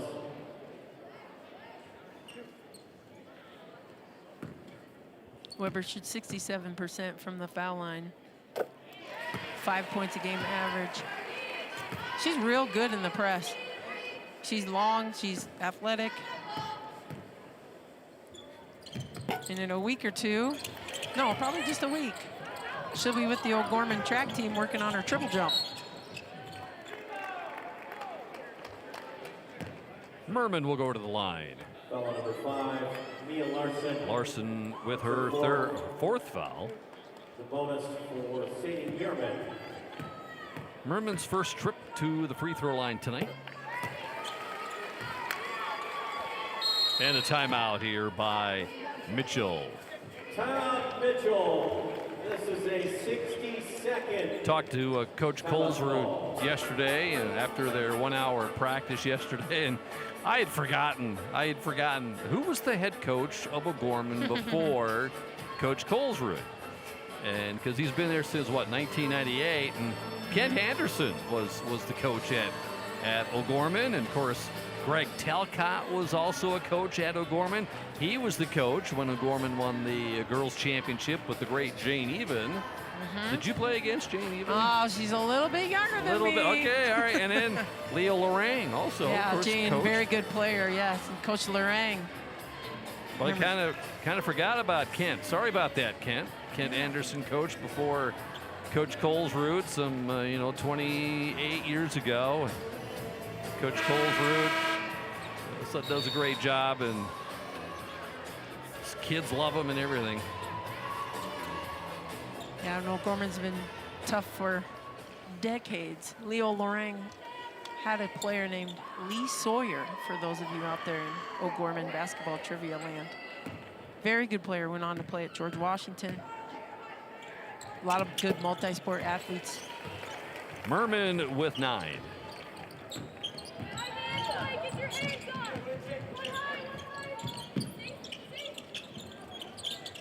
Well, I know Coach Coach Colesrud has not had a sub 500 record at least 20, 25 years. So it just doesn't happen that often.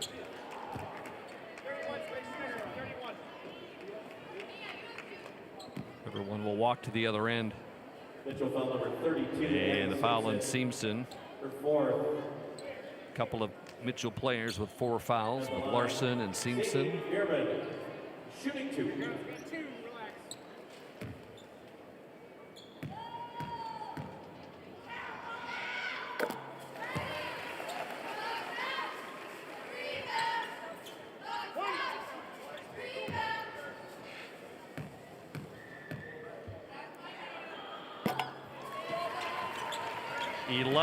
For Merman.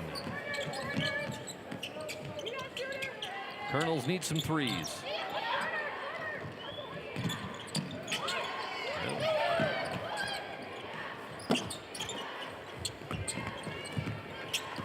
That's Merman, and that should do it.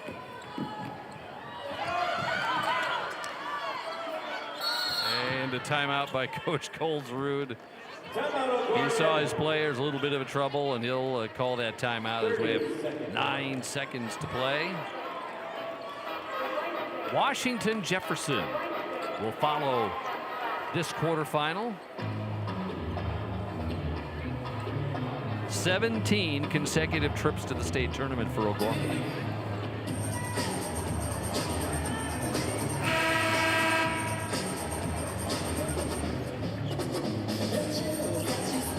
We've had a couple of teams with some long streaks.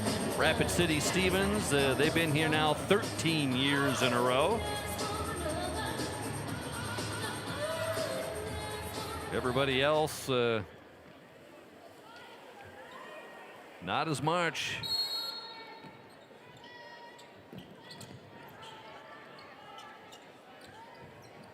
And that's gonna do it.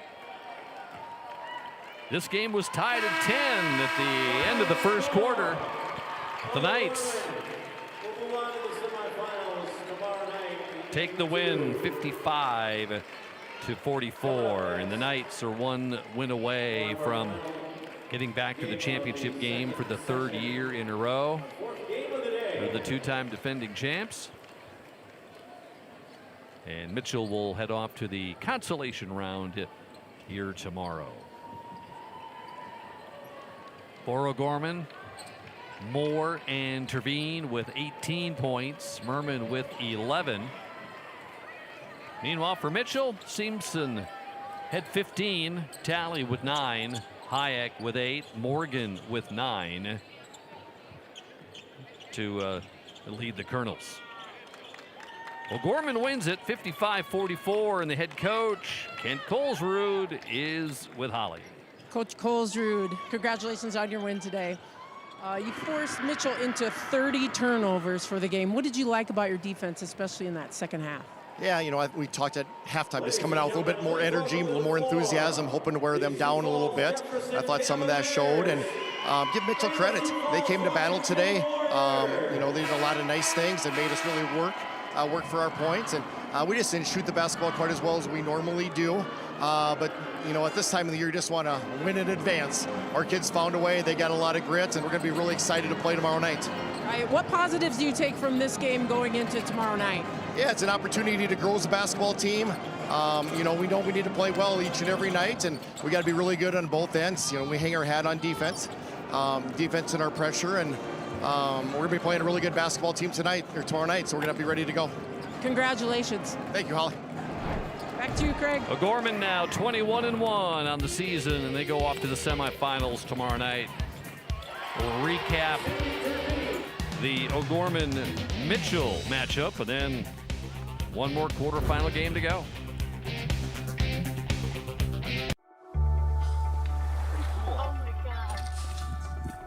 We aren't meant to be still. And while you determine the direction you'll go, we're just here to help you along the way. So go. Go with experience. Go with teamwork. Go with neighbors. Go with integrity.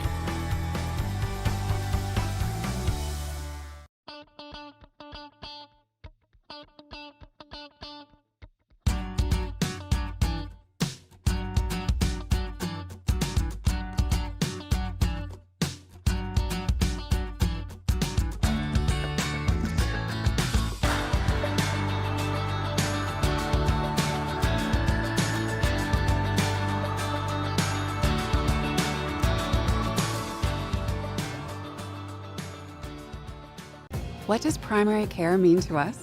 At Sanford Health, it means being there when and where you need it most. It means building a relationship, because when a provider really knows you, they can deliver the best care for every aspect of your health and your life. So what does primary care mean for you? It means understanding your health for today and for where you're headed next. It means a lifetime of care for a lifetime of you.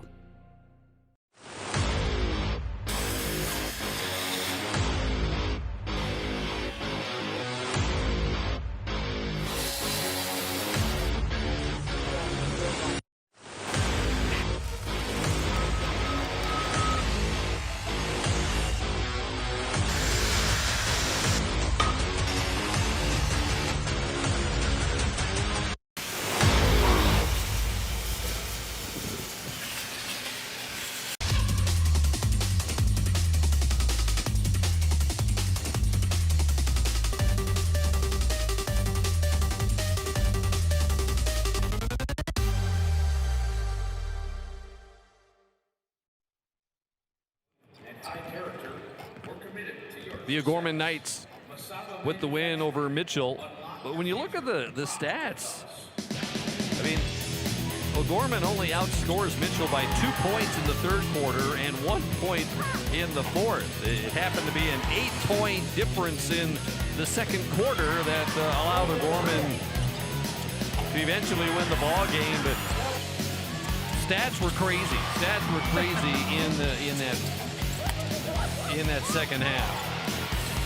Right. O'Gorman, as Coach Colesrud alluded to during that interview, they did not shoot the ball like they typically do. They had a hard time putting it in the hole. Still able to come out with 55 points, but well below their season average. Mitchell, despite their 30 turnovers, shot a high percentage from the floor, scoring 44 points on just 34 shots as a team. But you see the disparity in the turnovers was really where it hurt Mitchell the most. Giving up a lot of possessions there, giving O'Gorman so many more chances to score. The great effort by that young Mitchell team tonight. When we come back, we get you ready to preview our final quarterfinal matchup, Washington and Jefferson.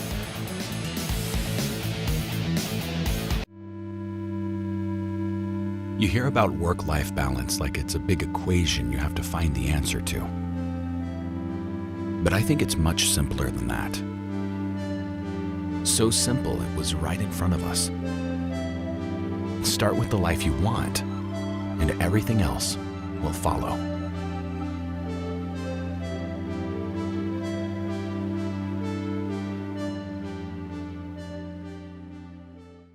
Educators across South Dakota are coming together to elevate, educate, and empower. This June, the Department of Education hosts the South Dakota Literacy Conference in Mitchell, a gathering dedicated to advancing the science of reading and sharing new insights into how students learn, exploring research and real-world strategies for South Dakota educators to move literacy forward for all learners. South Dakota Department of Education, learning, leadership, service.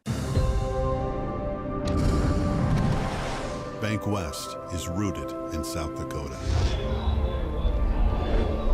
Committed to local success. Just like you. We're all connected. In South Dakota. For South Dakota. Convenient, connected, committed. Bank West. SDPB brings you the South Dakota Boys State Basketball Tournament. You can catch all the action Thursday, March 19th through Saturday, March 21st. For more information, including the multiple ways to watch the games live, go to sdpb.org/basketball. Complete coverage of the South Dakota Boys State Basketball Tournament is brought to you by Dakota Bank and SD Corn.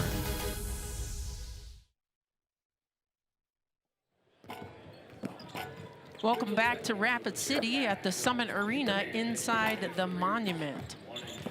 Follow SDPB Sports on your mobile device all season long.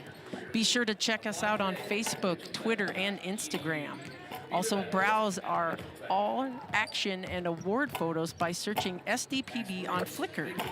Tell us where you're watching from, read some of our great stories, and enjoy videos featuring the teams, kids, and coaches of South Dakota. And remember, SDPB is here for every moment. And we're your home for the 2026 South Dakota Girls Basketball Championships. We're committed to covering high school sports and activities across the state all year long. From stories and photos to highlights and stats, you'll find it all at sdpb.org/basketball.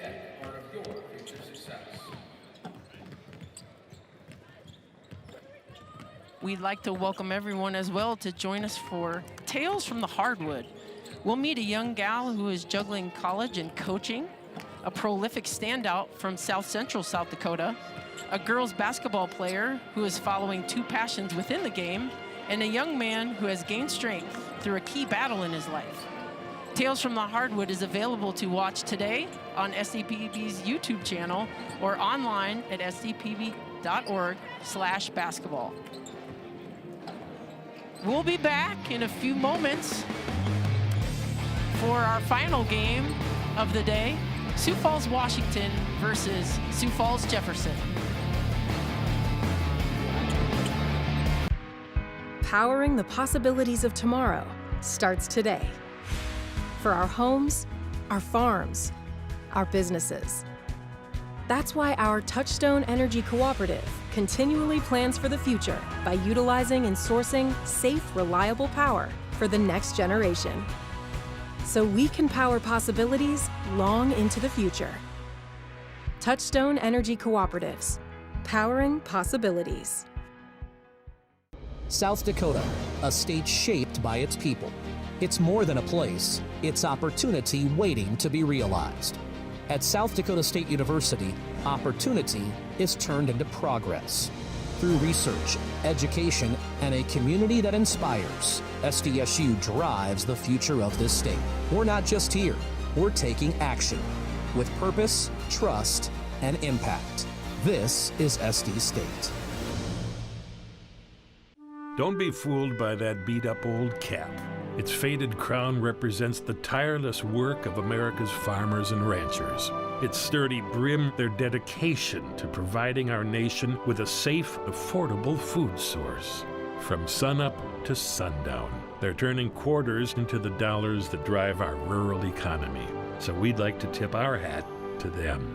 Farmers Union Insurance, protecting those that protect America's food source. SDPB brings you the South Dakota Boys State Basketball Tournament. You can catch all the action Thursday, March 19th through Saturday, March 21st.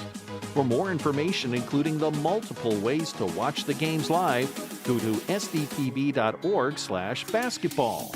Complete coverage of the South Dakota Boys State Basketball Tournament is brought to you by Dakota Bank and SD Corn.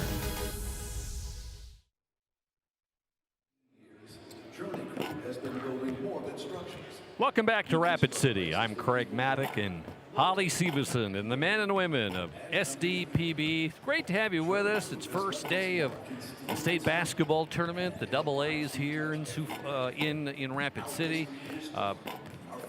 Brookings and Watertown also hosting, and you can follow all the basketball.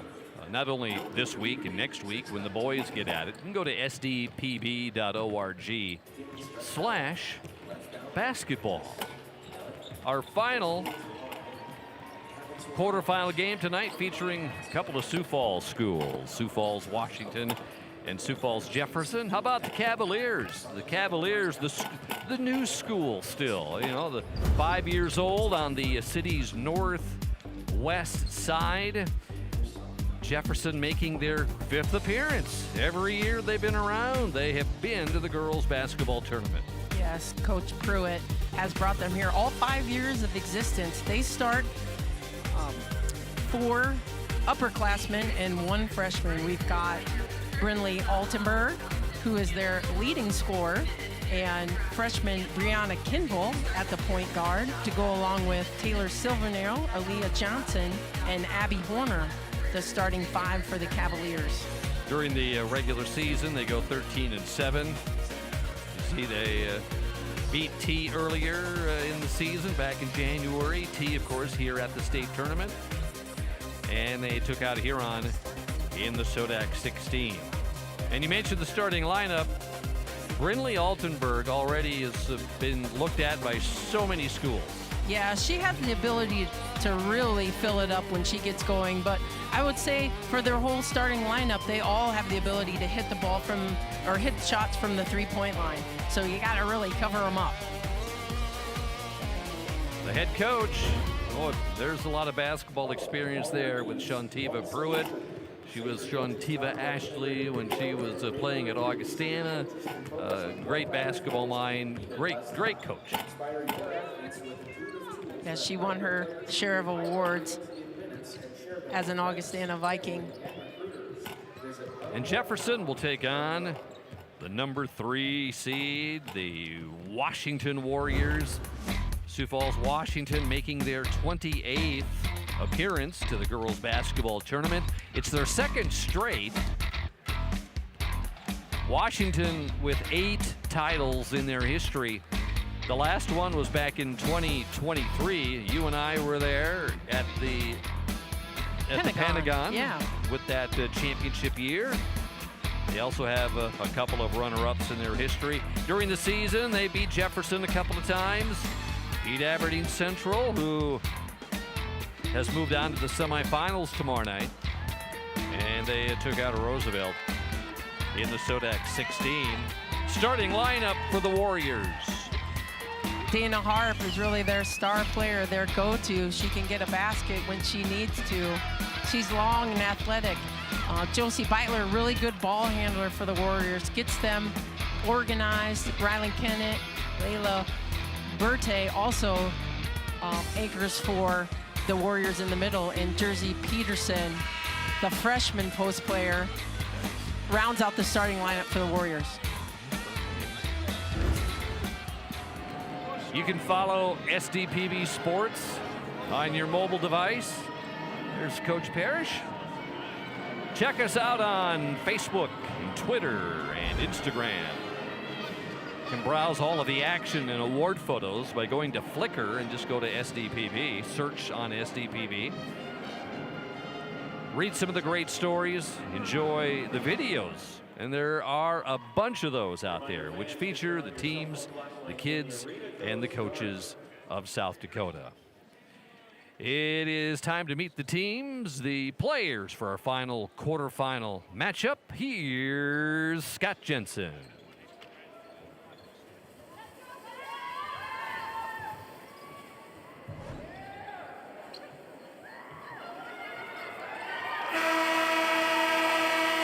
Welcome back, Summit Arena fans at the Monument in Rapid City and everyone watching all over the world on SDPB. It is the final game of the first day, the quarterfinal session of the 2026 South Dakota State AA Girls Basketball Championships. Tonight's game, the number 6 seed Sioux Falls Jefferson Cavaliers versus the number 3 seed Sioux Falls Washington Warriors. Introducing the officials for tonight's game, the referee, Patrick Spillmeyer. The umpires are D'Amico Rodriguez and Brian Gary. Ladies and gentlemen, introducing the cheerleaders for both teams. First, the Sioux Falls Jefferson Cavaliers. Cheerleaders are Victoria Clark, Stephanie Lima Alvarez, Emerson Schultz, Asina Soljic, Zoe Weeks, and Callie Wolf. The cheer coach is Don Bonham. And now the cheerleaders for the Sioux Falls Washington Warriors. Mackenzie Asmus, Madden Cook, Nicole Jock, Avriana Jung, Nolani Myers, Shelby Spalding, and Jasmine Tim. The cheer coach is Hannah Sutton. And now introducing the coaches for the Sioux Falls Jefferson Cavaliers. Assistant coaches Sarah Zerpel, Maya Selland, Mark Eisenbray, Paige Beck, and Ethan Freeze.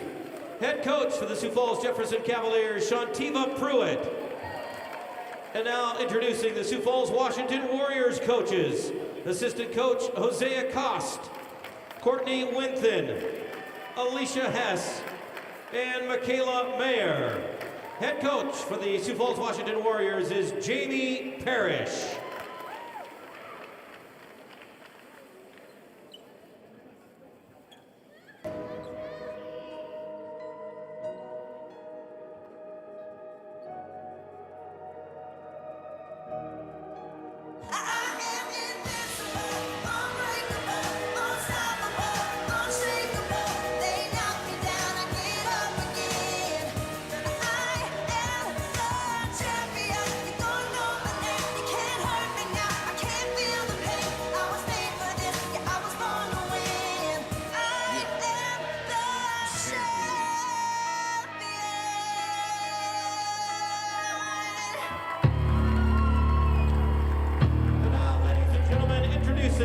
The Channel Seed alternating starting lineups.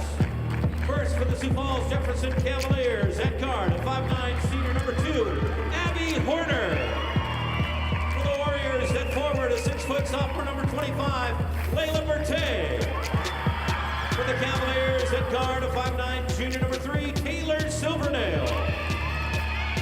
For the Warriors at guard, a 5'10" sophomore number 30, Josie Beitler. For the Cavaliers, a forward at 5'9", a senior number 11, Aaliyah Johnson. For the Warriors, a forward at 5'10", a senior number 31, Rylan Kennett. For the Cavaliers, at guard, a 5'10", junior number 23, Brindley Altenberg. For the Warriors, at guard, a 6' senior number 33, Dana Harp. And for the Cavaliers, at guard, a 5'5", freshman, number 25, Brianna Kinval. For the Warriors, at forward, a 6'1" sophomore, number 50, Jersey Peterson. In the University of South Dakota fan sections, Cavaliers fans, are you ready? Keys of the game, Holly, first for Jefferson. Jefferson's going to want to protect the paint. They want to limit Washington's paint touches off the pass and the dribble. And they want to try their best to contain Dana Harp. As Harp goes, so go the Warriors. Try to limit her touches. And for the Warriors, they need to defend the three-point line. As I mentioned earlier, Jefferson kids can get hot from out there, and when they do, it starts they start to score in bunches, and they also want to avoid the mess. These two teams have had physical games with lots of contact. Washington needs to stay sharp and play without fouling.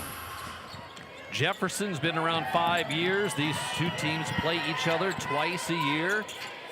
Since January of 2022, Washington is 8-4 against Jefferson.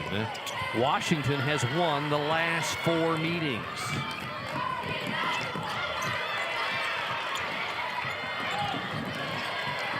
Exchanging steals.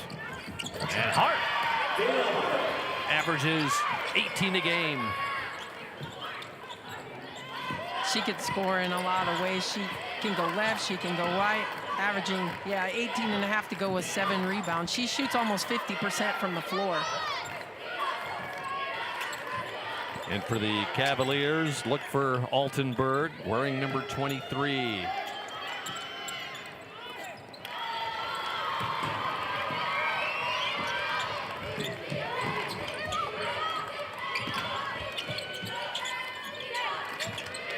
Kennett for Washington, their leading three-point shooter.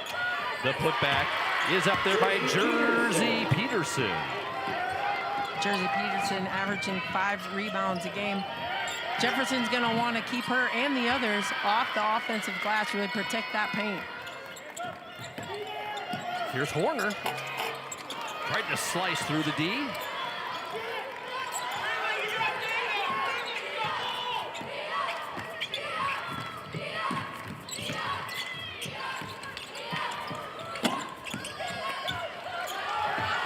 These teams know a lot about each other. As Horner racing the other way, and Abby gets her first basket.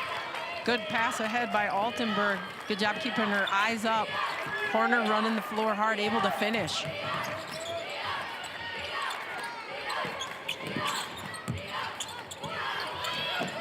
A couple of baseline jumpers that fall short. Foul on Berthe. And Layla with her first. Number 55, Layla Berthe, the first. Team 1 for the Warriors. For the Cavaliers, Altenburg is their leading three-point shooter. She's made 34 trays on the year. Silvernail next with 26. And Bryant comes off the bench. She's had 17 trays on the year.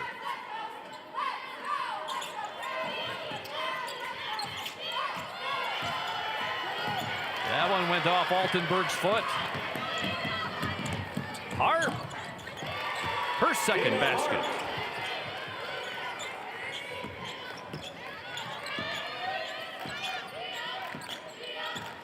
Altenburg can shoot from beyond the arc anywhere. Does a pretty good job too. Can attack the paint. Most definitely, especially when she gets ahead of steam going in the full court. She's very hard to stop. You know, Berthe has picked up her second foul along the baseline. Number 25, Layla Berthe. And quickly, the Warriors bring in Lauren Kennett.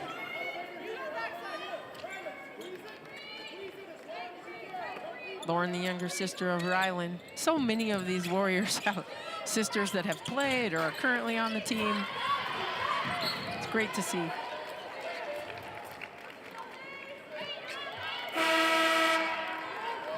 For the Cavaliers, Macy Bryant. And number 3 on the team of three-point shots made. Macy Bryant's an excellent softball player. Shortstop, headed to South Dakota State. But on the basketball court, she's a spark plug, just bringing instant energy.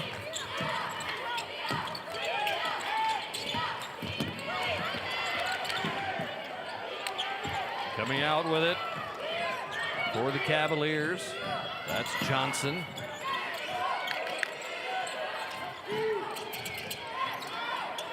Bryant.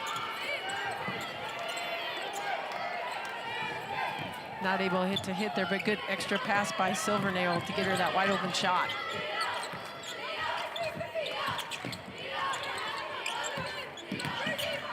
Peterson with the kick to Kennett. Silvernail. And she is fouled. Timeout on the court. Close one with the Warriors and the Cavaliers.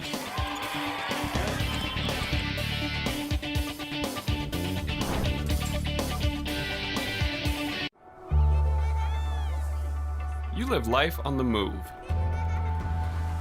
While you determine what direction that may be, we're here to help along the way. So go. Go with values. Go with friends. Go with support. Go with convenience.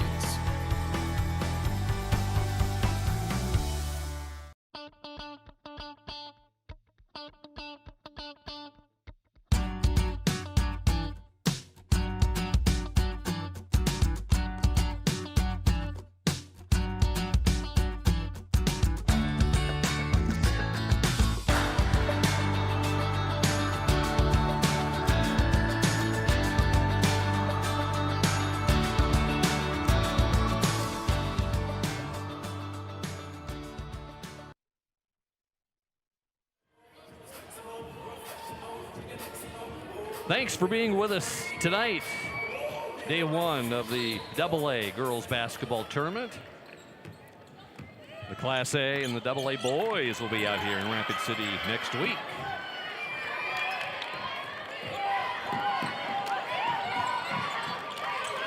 And Craig will be here. Yeah, I'm not leaving. Again. I'll be good. Craig has moved to Rapid City. Yeah. Mailbox right in front of the monument. Send any postcards. Donations. Hey, Harp. Just slices her way through the defense. She's got 6 points. Yeah, keeps her head up, able to finish with either hand. Just such a skilled athlete.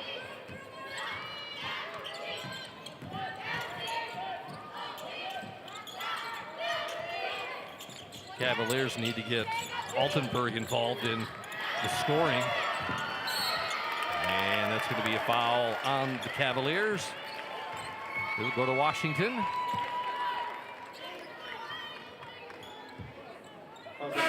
Still looking to get that ball moving. Haven't quite been able to do that yet against the pressure from the Warriors. Lydia Johnson with the foul. In for Jefferson is Horner. And in for Washington, London Ladishaw. Harp here, 6-foot senior. She can play any spot on the floor. She can be your point guard. She could be your wing. She could play the post if you want, right? She can, and a lot of that's just because she could guard all those different positions and different kinds of players. Double dribble.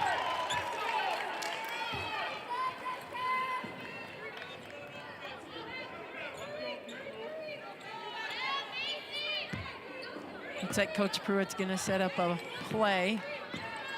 Altenburg not in the lineup right now for Jefferson. See if they can get somebody freed up for a shot.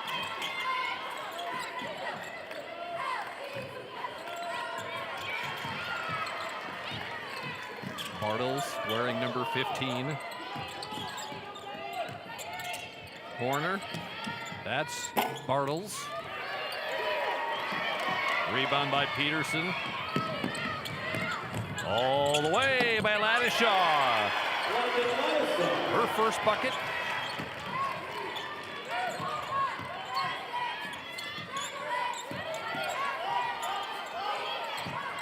Yeah, you see Riley and Kennett there and Harp on those top spots of the zone, make it so hard to get to the basket, but Horner there does. Her second basket. Yep, she's their senior captain. She leads them in several categories: rebounds, steals, assists. She's not afraid to make plays. Harp. Kennett. With a little left-handed floater, and Ryland with her first basket. Yeah, Ryland averages 8 points a game, shoots 43% from the floor, but even more importantly is right there what she does defensively. Just long, always playing with her hands up, discouraging passes, getting hands on balls. Kennett and Johnson in for Washington. Josie Beitler is in. Layla Berthe back in. Meanwhile, for Jefferson, Altenburg is in. Samantha Hofer in. And the Warriors. Washington brings in Ella McKean. A lot of fresh legs out there. Yeah, both teams will go deep into their bench, playing 8 or 9 kids at different times. Berthe, by the way, back in the game. She's got 2 fouls, and we got a double dribble. Here's Hart back in for Washington. Scorekeepers keeping busy with all the, the new additions.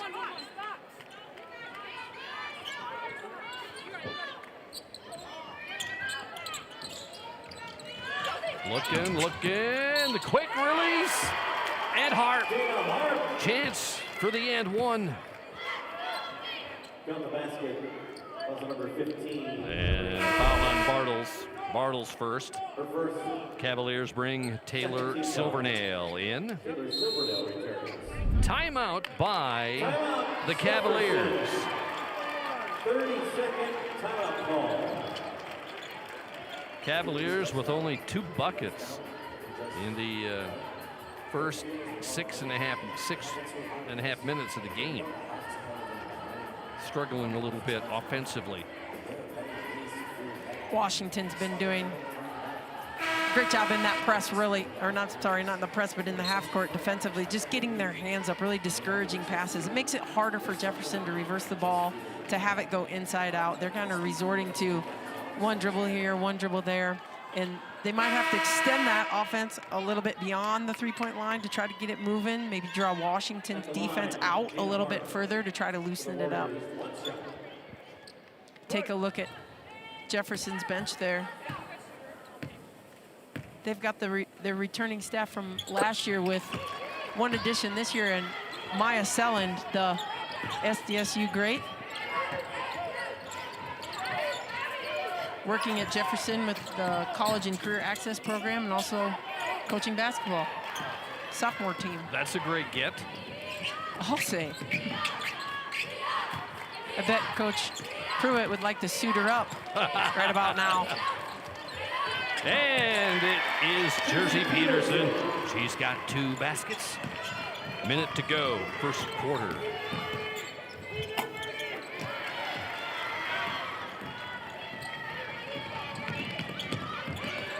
And Hart making something happen with a kick.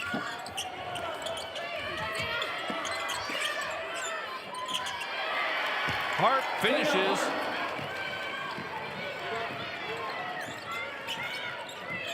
Altenburg has taken 2 shots in this first quarter.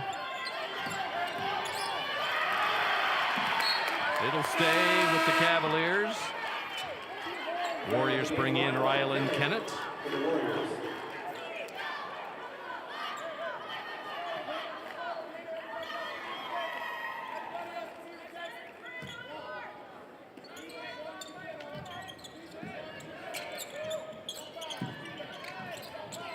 That's the kick to Silvernail. Warriors now a chance for last shot of the first quarter. Wisely taking their time, going to try to use all the time they have left so as not to let Jefferson get another look. Chance for the Cavaliers. That is Altenburg, and that's the end of 1. Warriors with the lead after 1.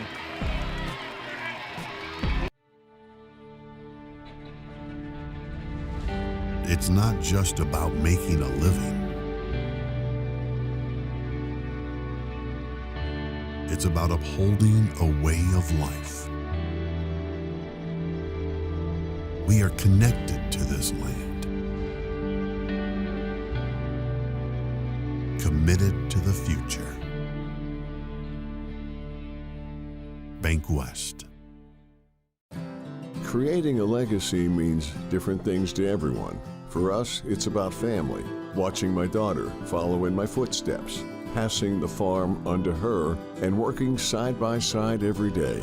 It's about building something that lasts. AgTegra Cooperative has been by our side through it all, supporting us from one generation to the next. AgTegra Cooperative, legacy rich, future focused for generations to come.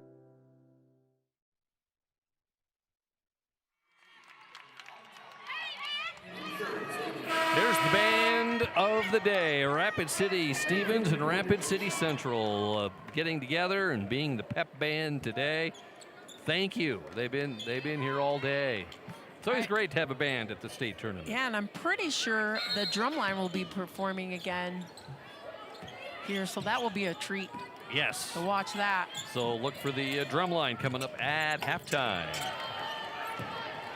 Silvernail can't get that one to go as the Cavaliers, they are 2 of 12 from the floor, and the basket by Beitler. Real smooth there by Beitler, getting deep into the paint with that turnaround. One of the keys, Jefferson wanted to try to keep Washington out of the paint. Not able to do that yet today. Washington continuing to get deep into the lane on their shot attempts. Beitler, pull up. Stays with Washington. Here comes Berthe,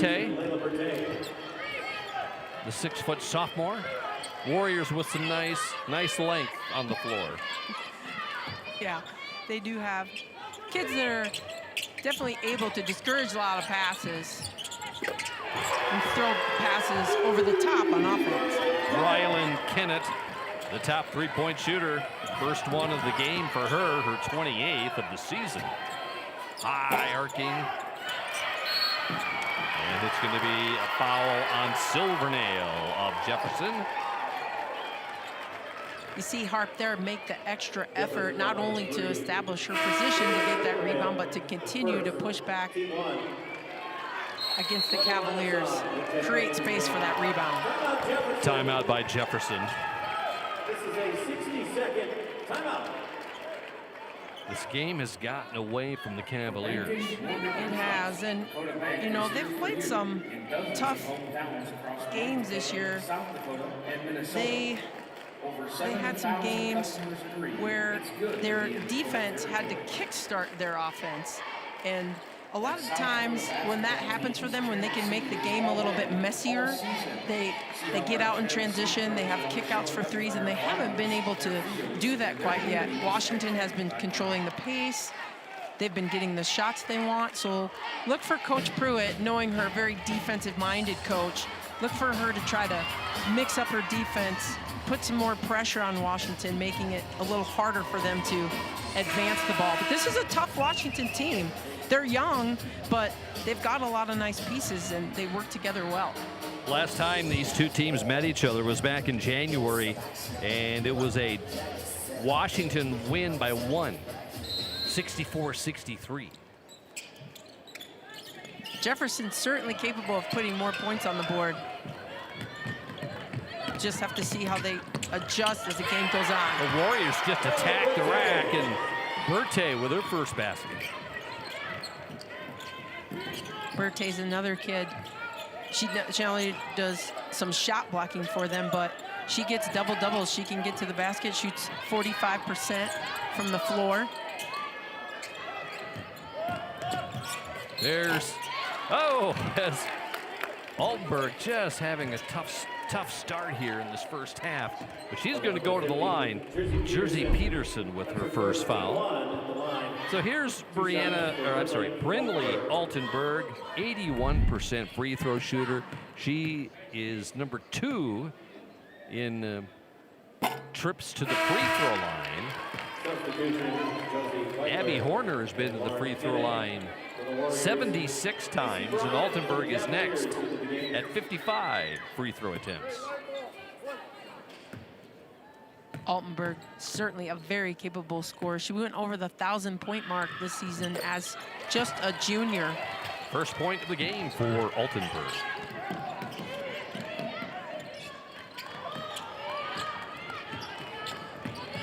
Boy, going right to the rack. There's no, as Ladishaw wasn't going to hold up at all. No, and credit Jersey Peterson for staying with the play. A lot of times players will get a layup and the defense will kind of just stand and watch to see if she makes it. Meanwhile, you see those Washington kids running hard on offense. You got to be able to box them out in transition. It's a hard skill to learn, but it's one that coaches love for their teams to have, because a lot of those extra shots come from runouts that are missed. Harp back in for the Warriors. 6 points on the game for Peterson.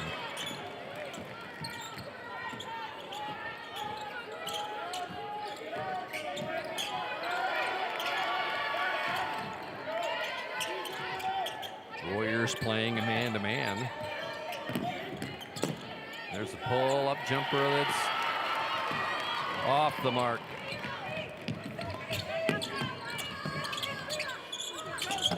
What a move. Nice move. Beitler. Washington's getting the scoring from everybody. Yeah, Beitler's so smooth with that dribble, too. Bryant? She's just a sophomore.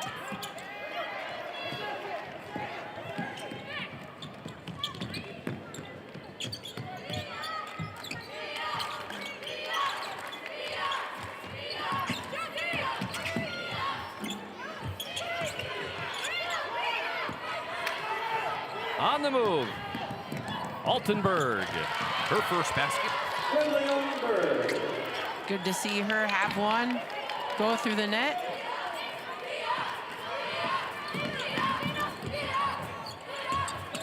Warriors just don't take a lot of time getting to the rack. No, they don't. I mean, they're just they're attacking it. They're not doing a lot of passes around the wing, that's for sure. And the drive. Oh, like Harp would like to have that one back. Yeah.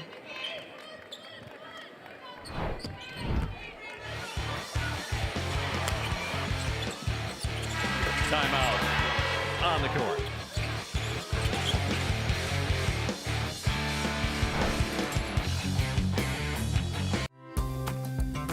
For your little ones and your biggest joys. Or your forever friends. And your fur kids, too. For your better half. Or your all-time bestie. For the reasons you smile, there's coverage. With dental and vision insurance from Delta Dental of South Dakota and Delta Vision.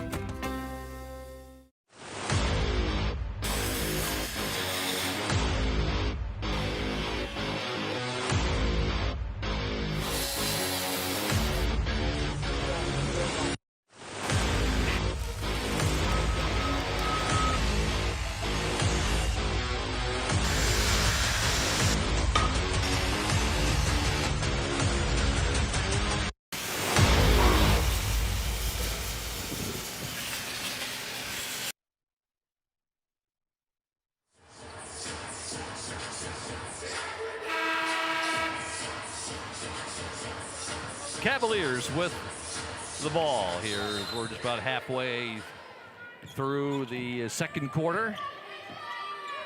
Altenberg brings it up for the Cavaliers, going up against Harp. And wow, that's a great drive by Altenberg against Harp. That's a great matchup. Yeah, a little clear side play out of that timeout.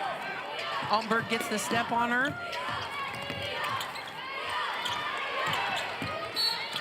I'm sure Jefferson would like to see more of that climb their way back into this game. Altenberg with her first foul. That layup takes Jefferson up to 4 of 18 from the floor. They're shooting just 22%. Left wide open, Harp. 13 points. Yeah, conversely, Washington's just a little over 50%, 14 of 27 so far tonight.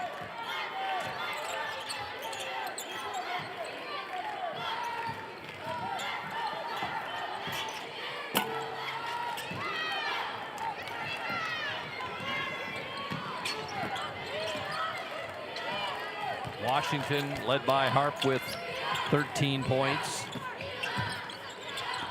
And Berthe has it taken out of her hands. And the drive by Altenberg.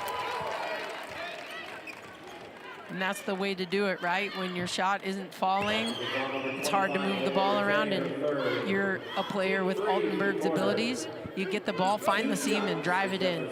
See if you can get the basket, and if not, maybe you get a trip to the foul line. Another opportunity to try to put some points on the board.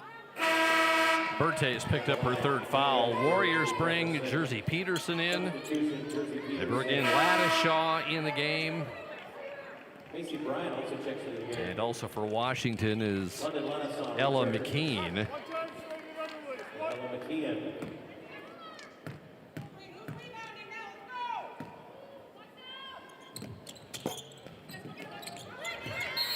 And it's a travel.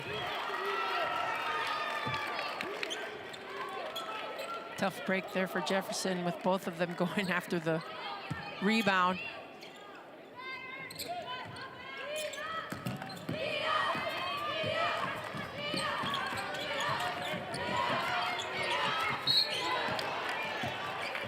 Foul on Bartles. Her second. Yeah, Bartles, the freshman, out trying to pressure the ball. Just a little too much contact there with the dribbler.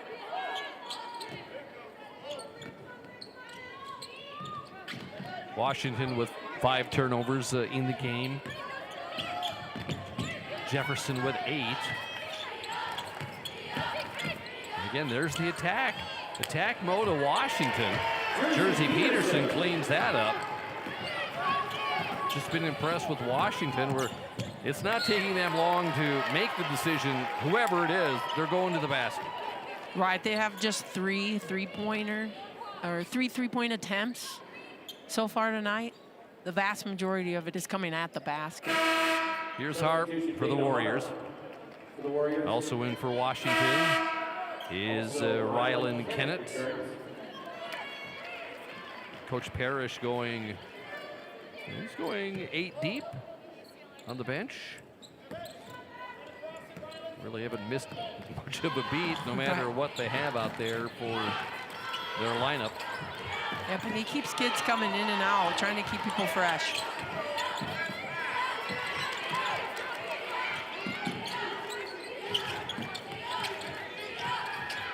Harp all the way to the basket, and will go for the and one. Dana Harp got the basket. When Dana Harp gets a little bit of steam going, she is tough to stop. 15 foul. There, Altenberg not quite in legal guarding position. Maybe a little too close to the basket. Abby Horner in for Jefferson. Yeah, Harp, though, just so good at finishing. And again, Washington taking it to the basket. Timeout by the Warriors. This is a 60-second timeout.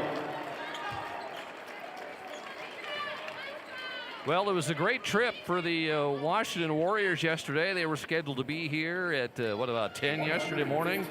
Well, they got past Humboldt, and the team bus hits a pheasant right on the driver's side, and so they had to change buses, and they didn't get here till like 3:30, 4 o'clock, and they had to change their practice schedule. That's the bus that replaced the pheasant bus, and my first question to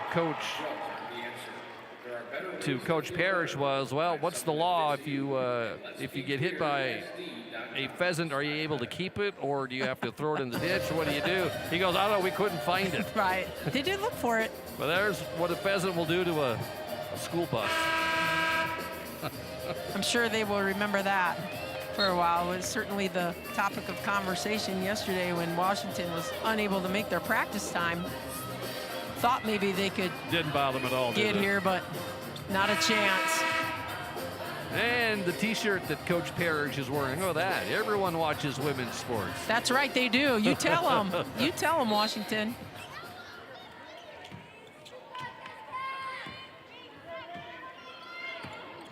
Here's Altenberg bringing it down.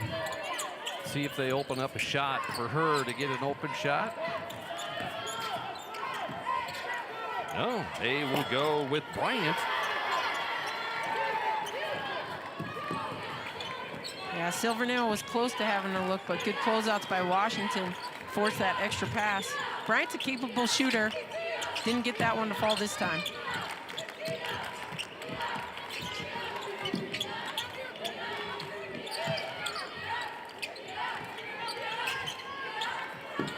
Kennett.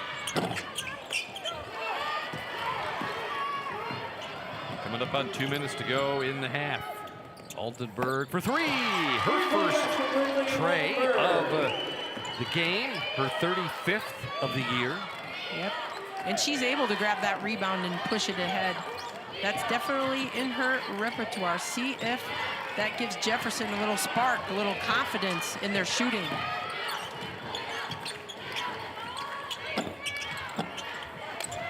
Put back.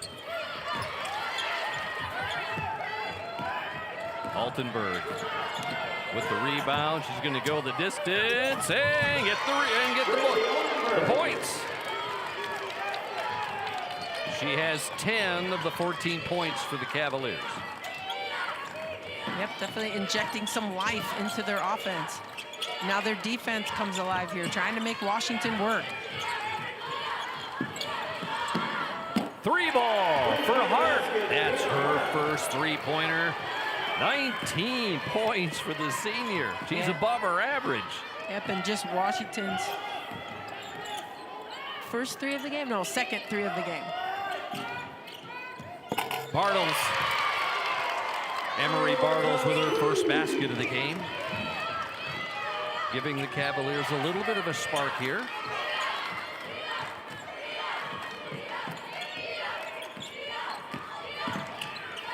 Harp with the attempted layup. Jump ball. It will stay with Washington. Warriors will bring in Kennett. Cavaliers have Aaliyah Johnson in.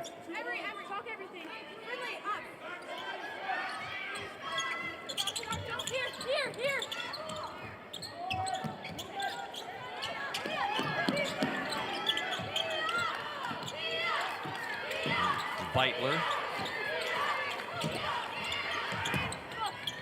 And Kennett tried to get it. It's going to go to the Cavaliers.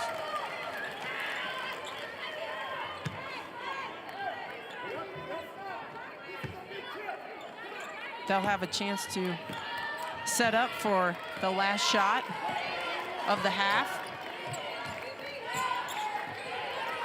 You got to think Altenberg is going to be the one that's going to take it.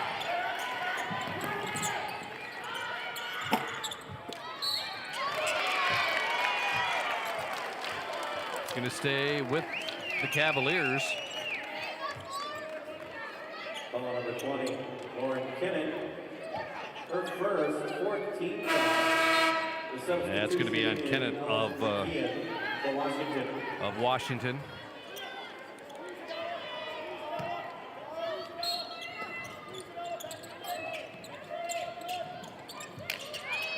And this one is no good. That's going to be a foul. 2 shots coming. It says triple zeros, but free throws coming for the Cavaliers. Heads up play there by Aaliyah Johnson.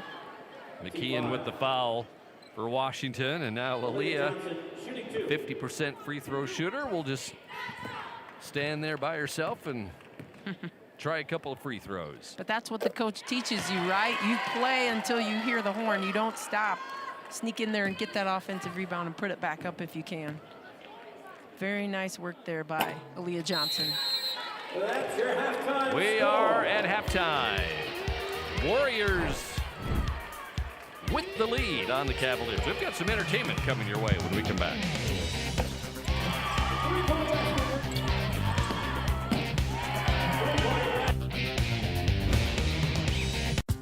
You kept us fed through tough times. And despite rising business costs, you keep doing what you love because you know you're making a difference. No matter the challenges, we're here to help you navigate the highs and lows to grow your business, to improve your land, or to buy new equipment. We all rely on you, and we're just happy to return the favor. Go with Allies. Go with trust. Go with Dakota Bank.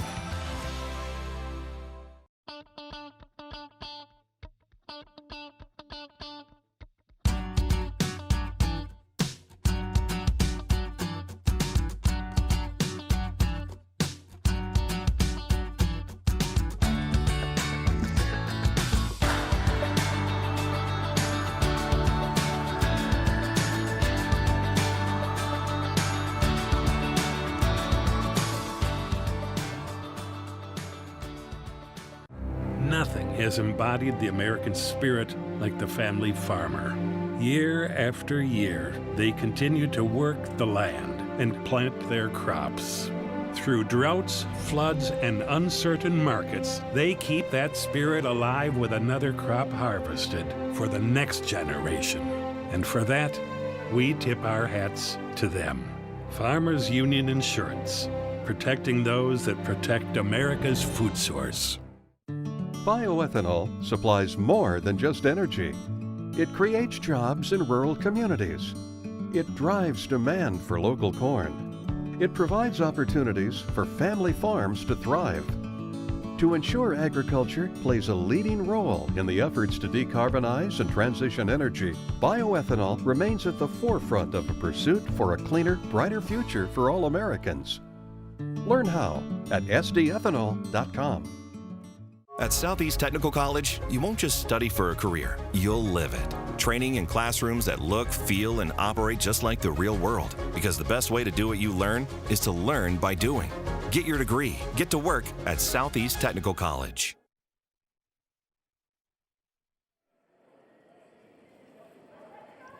Ladies and gentlemen, for your halftime entertainment, please welcome the Rapid City Central Cobbler Drumline.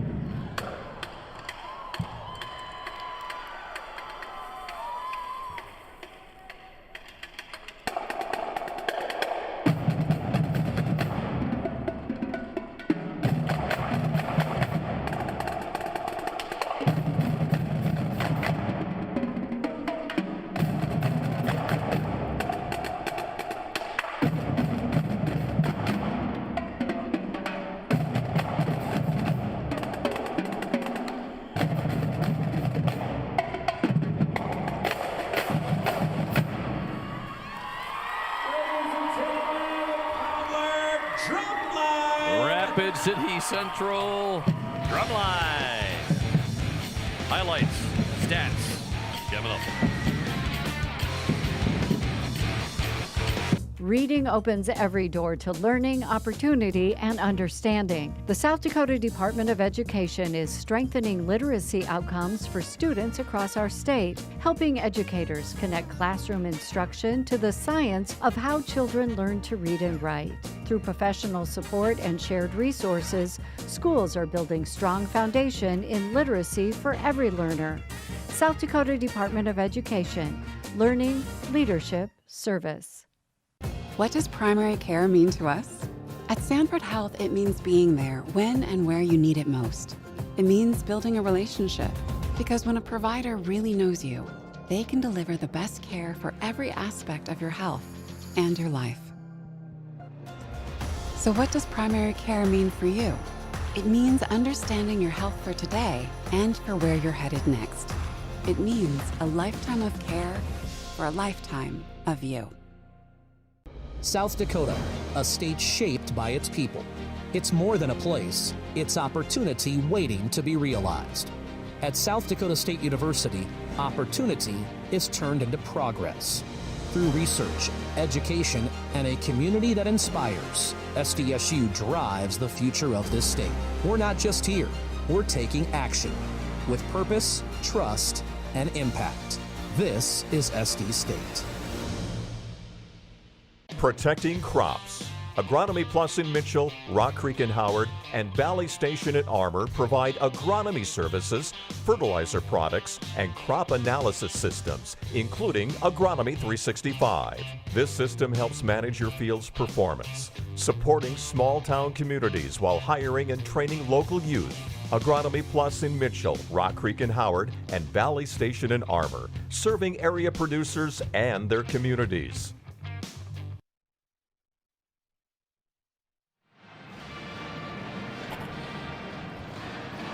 Let's look at the highlights of the first half between Washington and Jefferson. Washington got out to a very quick start. It was 4-0, then 10-2, and then 19-4 at the end of the first quarter. Yeah, Washington has led this whole game, led by Dana Harp with her 19 points and 8 rebounds, just continuing to get in the paint is Washington, whether it's Jersey Peterson on a rebound, it's attack, Harp, attack, Beitler, attack. yeah, they're all getting their Kennett. And then for Jefferson, Altenberg leading the way with 10 points. No other Cavalier with 10. Altenberg's got 7 rebounds to go with those 10. They're shooting just 28% from the field, 2 of 14 from the three-point line, and that's usually what gets them going. Didn't have it in the first half. Turnover is really not a major problem. Both teams under 10 in the first half. I think both coaches will take that. But the shots just are not falling for Jefferson. Right, and credit to Washington's defense. They're getting out in passing lanes. They're playing with their hands up. Again, such an underrated thing on defense. You think, well, you got to get there and get in a stance. But when you're 6 feet tall and put your hands up, that's even harder to pass around, right? And Washington continuing to be disciplined with that in those half-court possessions on defense.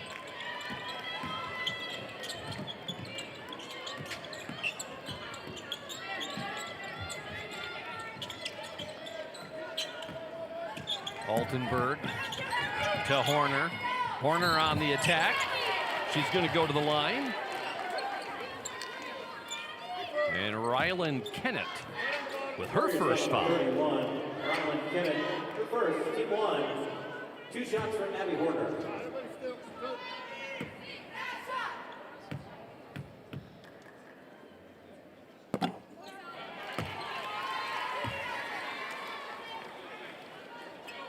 And I'm assuming, as any other coach would, telling your team at halftime when you're down this much, you can't get it all at once. You just slowly fight your way back.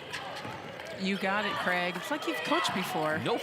It's about putting plays together I've just for sure. watched enough games.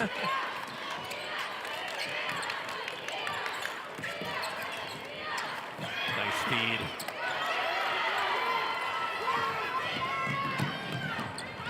Altenberg, aggressive, and she's got a dozen.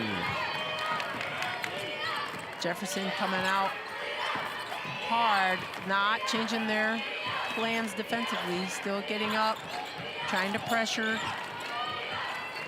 Washington outscores the Cavaliers in that second quarter, 21-14. And, oh, missed by Berthe. Put back, Jersey Peterson. She's in double figures.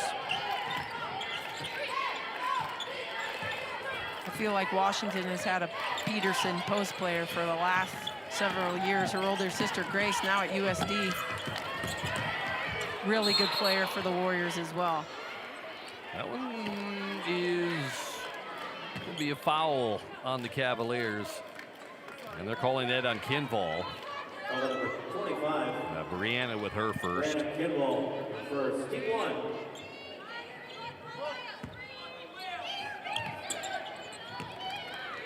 Winner of this game gets O'Gorman tomorrow night in the semifinals. Brandon Valley will play Aberdeen Central in the other semifinal game tomorrow.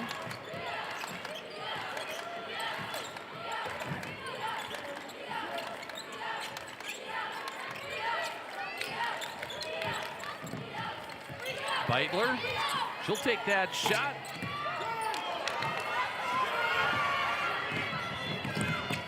Altenberg with 14.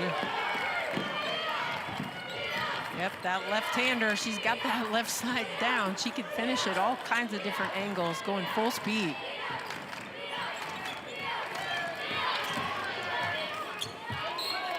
Stays with the Warriors.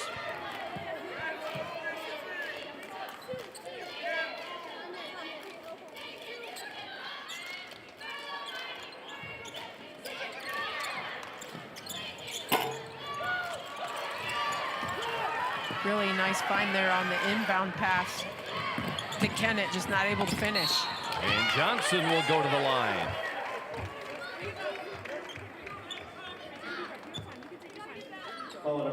And Jersey Peterson picks up her second foul. Aaliyah 1 for 2 from the free throw line here tonight.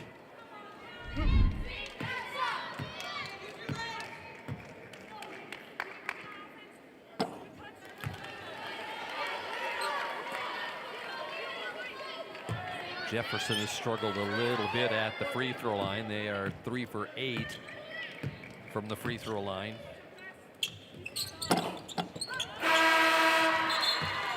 In for the Cavaliers. Here comes Samantha. Check that. That is Addie Warnke. Jefferson picking up full court. Washington lining 4 across in the backcourt. Just a little token pressure from the Cavaliers. Beitler being guarded by Kinval. Stays with Washington. Kinval's a very scrappy freshman. She's a workhorse. She loves guarding the ball, trying to turn the kid, trying to make it real uncomfortable to dribble.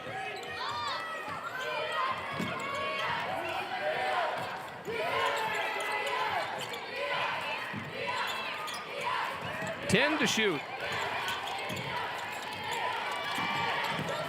And Beitler got the roll. Josie got the roll. And she's got 6 points. She just has such good moves, good body control. You go different directions with a little spin there at the end.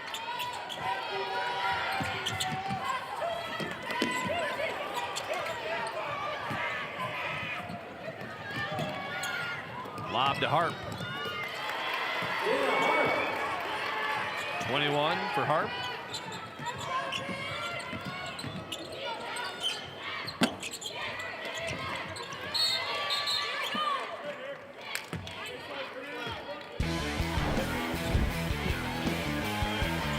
Timeout on the floor.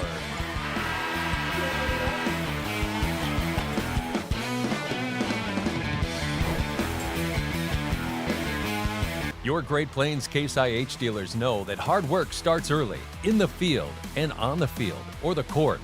Dedication, teamwork, pride, the values driving farmers also power South Dakota athletes. Growing crops or growing champions, it takes the same drive to succeed. Your local Great Plains Case IH dealers know the future is built by showing up day after day, ready to work, ready to win. Great Plains Case IH dealers, supporting schools, athletes, and the communities we grow.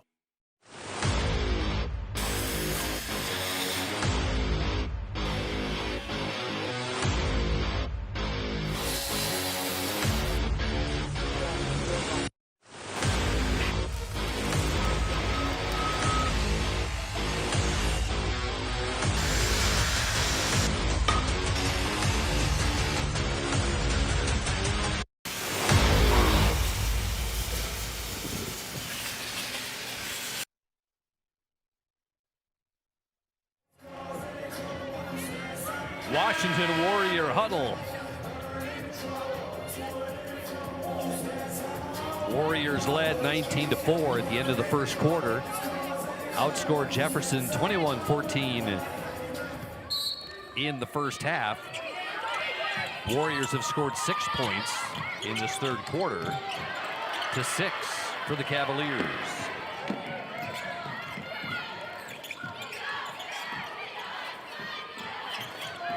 Berthe. Harp. Here's Beitler, then up to Harp. Yep, Washington really spreading the floor now with their 5 out. Have kids rotating in and out, trying to create something off the dribble.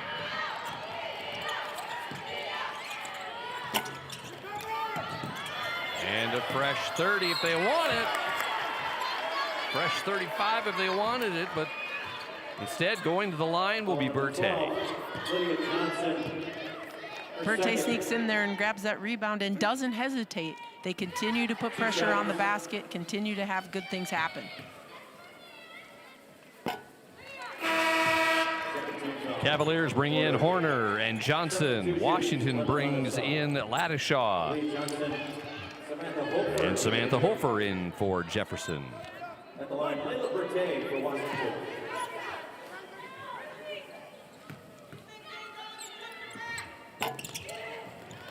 Oh, great rebound by Harp. It's Washington's 9th offensive rebound of the night.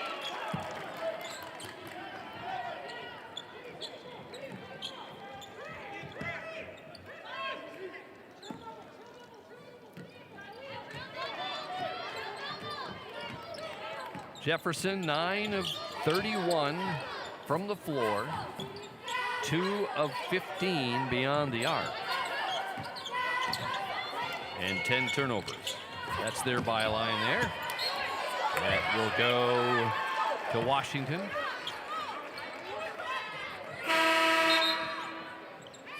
Warriors have Jersey Peterson and Josie Beitler in. Yeah, Coach Parrish, pretty consistent here. About every other play, he's bringing in 2 or 3 kids, still trying to keep people fresh. Trying to get people experience. This is still really a young team. And knowing you got 3 games in 3 days. Yep. Right, a little Yep, bit. you've got 2 great senior leaders, but you've got a lot of sophomores. Opportunities for them to get meaningful game time. And Horner, offensive foul. Abby will pick up her first foul. It's Ella McKean picking up that charge for the Warriors. Getting them yet another possession. Rylan Kennett in for Washington.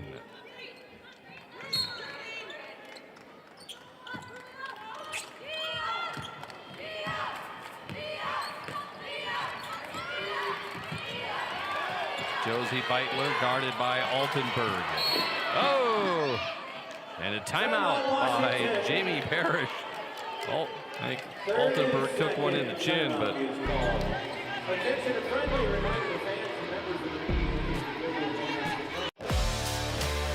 At Muth Electric, we don't just power projects, we empower people. We invest in training, mentorship, and career development opportunities at every level. Because strong careers build strong communities. Your future is bright with Muth Electric. Muth Electric now hiring.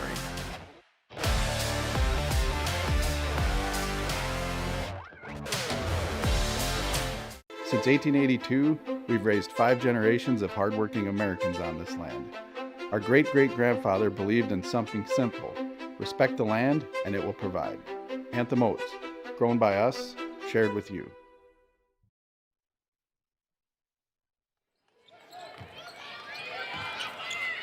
Out of the timeout, here's Harp and Altenburg.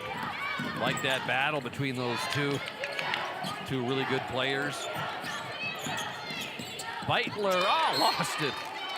Really good players and also fierce competitors. Neither one of them wanting to give the other an inch. Fun to watch.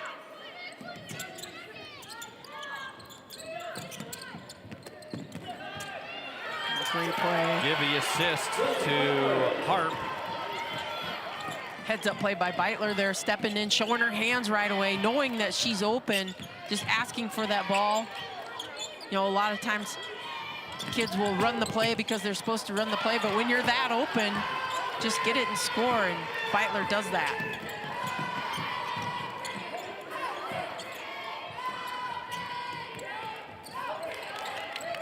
Harp.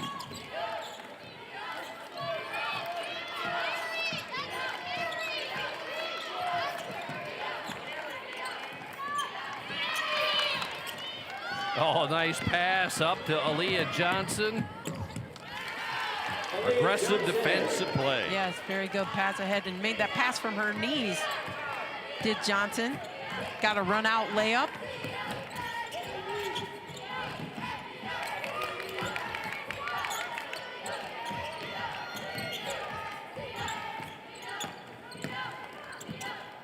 And to the line, it will be Beitler. Washington has had a lot of success just spreading the floor, moving the ball side to side, sometimes with the dribble, sometimes with the pass. They're not really establishing a low post, which gives them a lot of options. You know, from time to time, Peterson will flash in there or Kennett will flash in there, but for the most part, they're not super easy to guard because they're not running a traditional sort of set. Plays to their advantage certainly tonight. Cavaliers bring in Silvernail and Kinval. Washington brings Bertay in.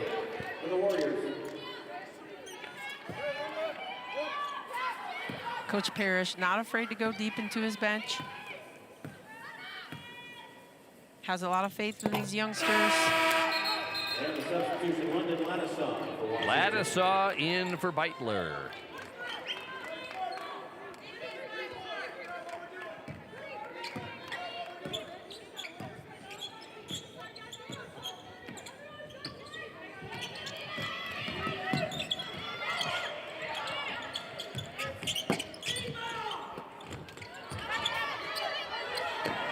Is Bertay able to stay? Yes, did a little tiptoe dance there on the baseline. Able to keep the possession. From the elbow. Oh, from the elbow, that's Rylan Kennett. 43% shooter, there's Kennett. And that's going to be a travel. Oh, as Hofer went down hard. Kennett just did not have her balance there, trying to make a pass without her feet under her. Found herself on the floor. On the floor, Abby Horner from Jefferson. Abby Horner in for Jefferson.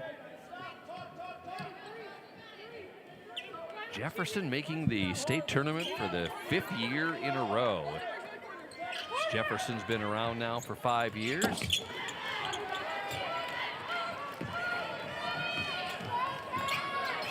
Yep, recently won the state title in debate. They've had success in football. Football won the state championship in softball last year. Return a lot of kids on that team. There's Harp. 23 for Harp.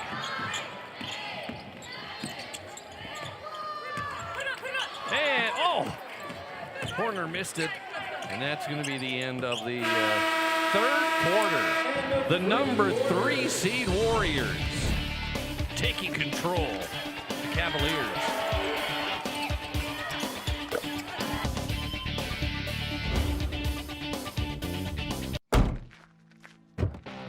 Our Peterson Farm seed reps, real-life seed heroes, well, they've been known to go the extra mile, literally thousands of extra miles every year. And when they're not driving gravel roads, they're out walking fields and sampling soil. When time is the enemy, they're there to save what's left of the day. Are all Peterson Farm seed reps seed heroes? I guess that's a yes. Peterson Farm Seed, we're that kind of seed company. Powering the possibilities of tomorrow starts today. For our homes, our farms, our businesses. That's why our Touchstone Energy Cooperative continually plans for the future by utilizing and sourcing safe, reliable power for the next generation. So we can power possibilities long into the future. Touchstone Energy Cooperatives, powering possibilities.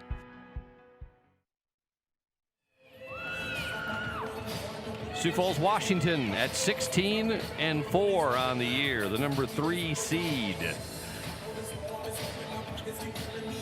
They're trying to get to the state championship game for the first time since 2023. So when they won the title there at the Pentagon.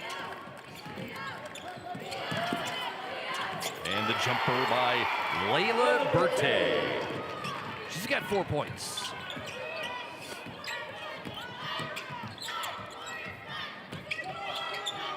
Warner back to Altenberg. And beautiful shot from the wing by Altenberg. Nice looking through. Every time she shoots, it looks like it's going in. She just had such a nice looking shot.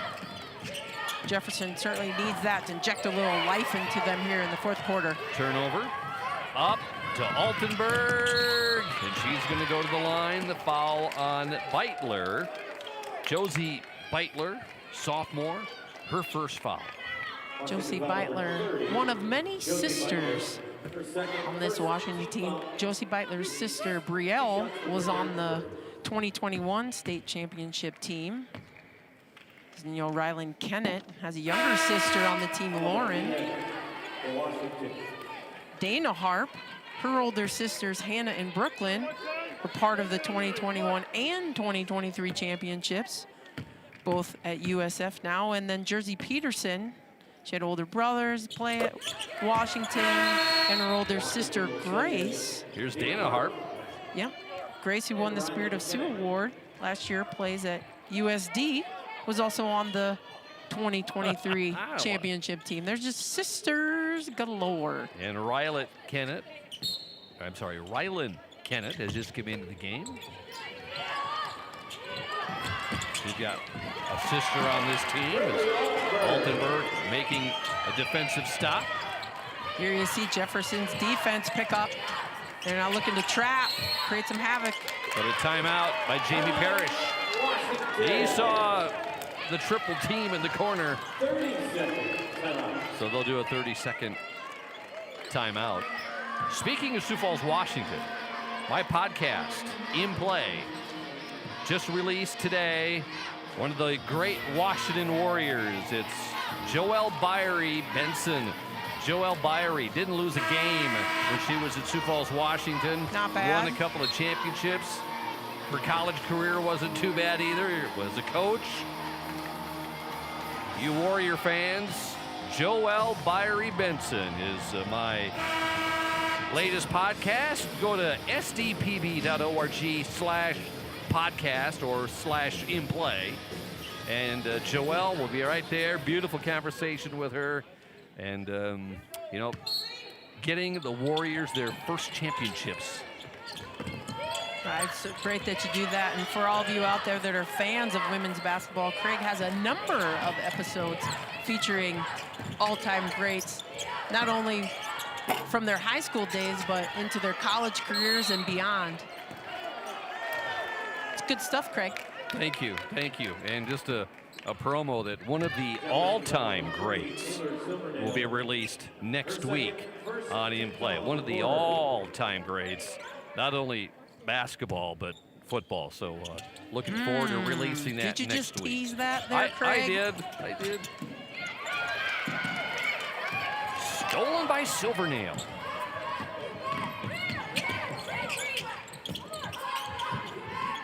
Kinvo looking to push it ahead. Gives it to Altenberg.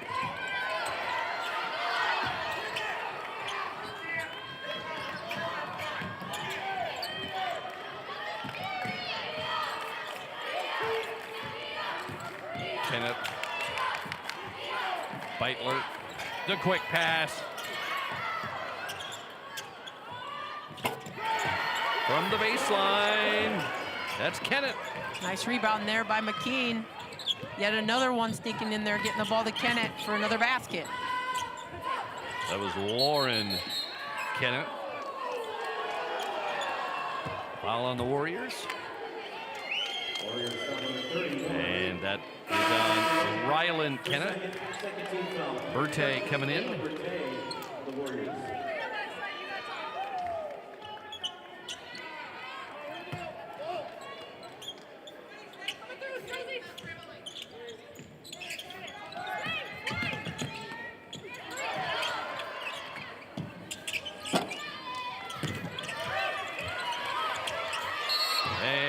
Jump ball. Good fight there by Kinvo. Not giving up on the play. Jersey Peterson in for Washington. Cavaliers bring in Macy Bryant.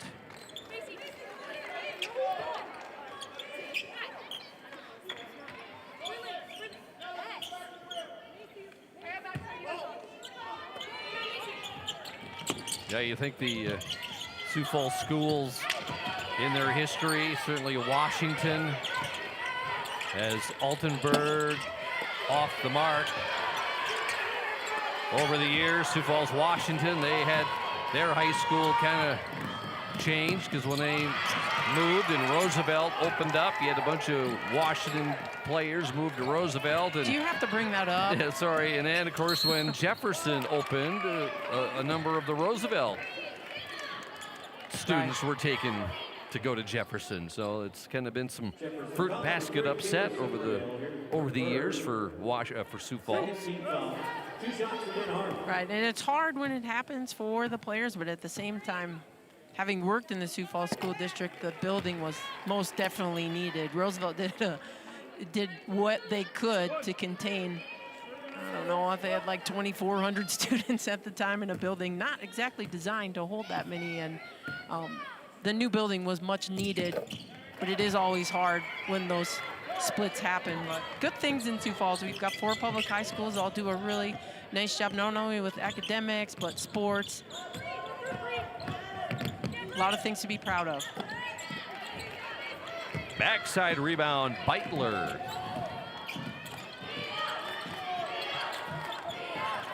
Well, you were at Sioux Falls, Washington when Roosevelt opened, and they had you moved to Roosevelt.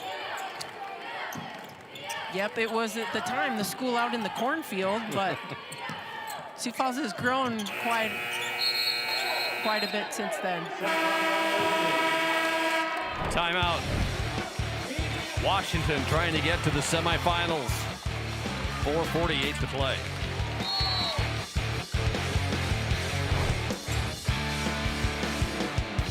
Is it the competition that keeps bringing you back? The long-standing rivalries? Or is it seeing friends again and cheering on your favorite team? At First Dakota, we're here for all of it. We appreciate the fans, the players, the coaches and officials, the concessions crew. The shared community experience is part of what makes life here great. And we're here for all of it. See you at the game. Lake Area Technical College provides hands-on learning and practical experience in real-world environments. Prepare for a career right out of school from the moment you step on campus for an education that can really be put to work. Lake Area Tech is the start of something new. I can't imagine being anything other than a nurse. I'm also much more than a nurse. And working at Avera lets me find balance between the career that called me and a life that fulfills me.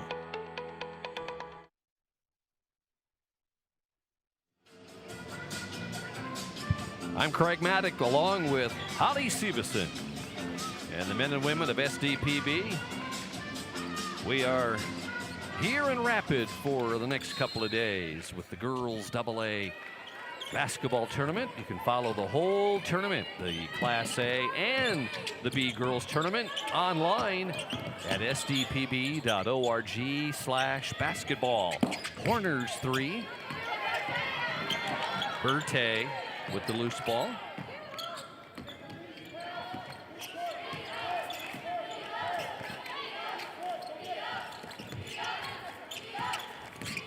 These two teams play each other 2 times a year. And in the short history, actually, this series started back in 2022 when Jefferson came around. Washington is 8-4 all time here against Jefferson. They've won the last 4 meetings. Jefferson's last win was back in December of 23 with a 17-point win.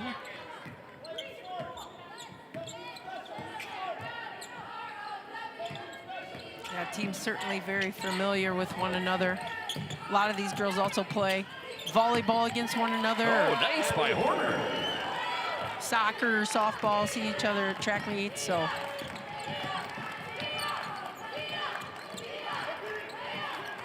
Oh. As Kinball just couldn't quite stop on a dime. Here comes Lydia Johnson for Jefferson. Kind of in between a steal and a closeout, a steal attempt and a closeout.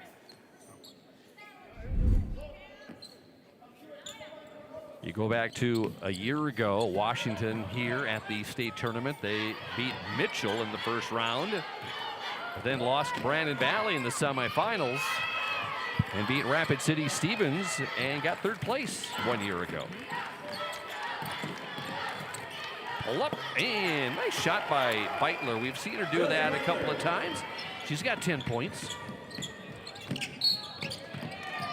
Foul on Dana Harp. And for Harp, that would be her 3rd. Harp having a really nice game tonight. She's got 25 points on just 14 shots to go along with 10 rebounds. Certainly they're a leader and has helped set that tone that pretty much everything they're going to get is going to be at the basket, and it has worked for the Warriors tonight.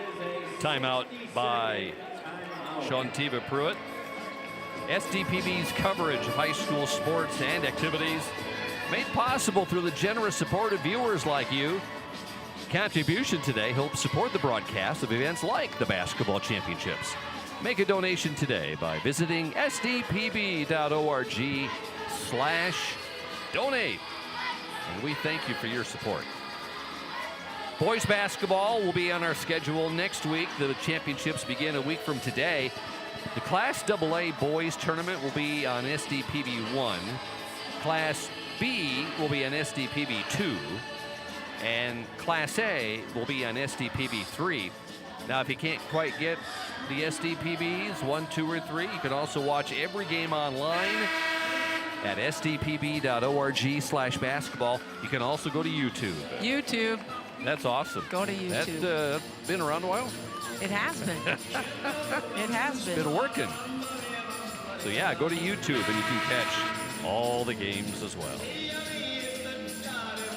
Just go to search and SDPB.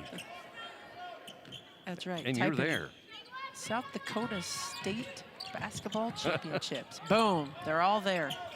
I mean, if I can figure it out, you're in. I bet everybody can figure it out. Horner. Berthe on the rebound. Berthe with 6 rebounds on the game.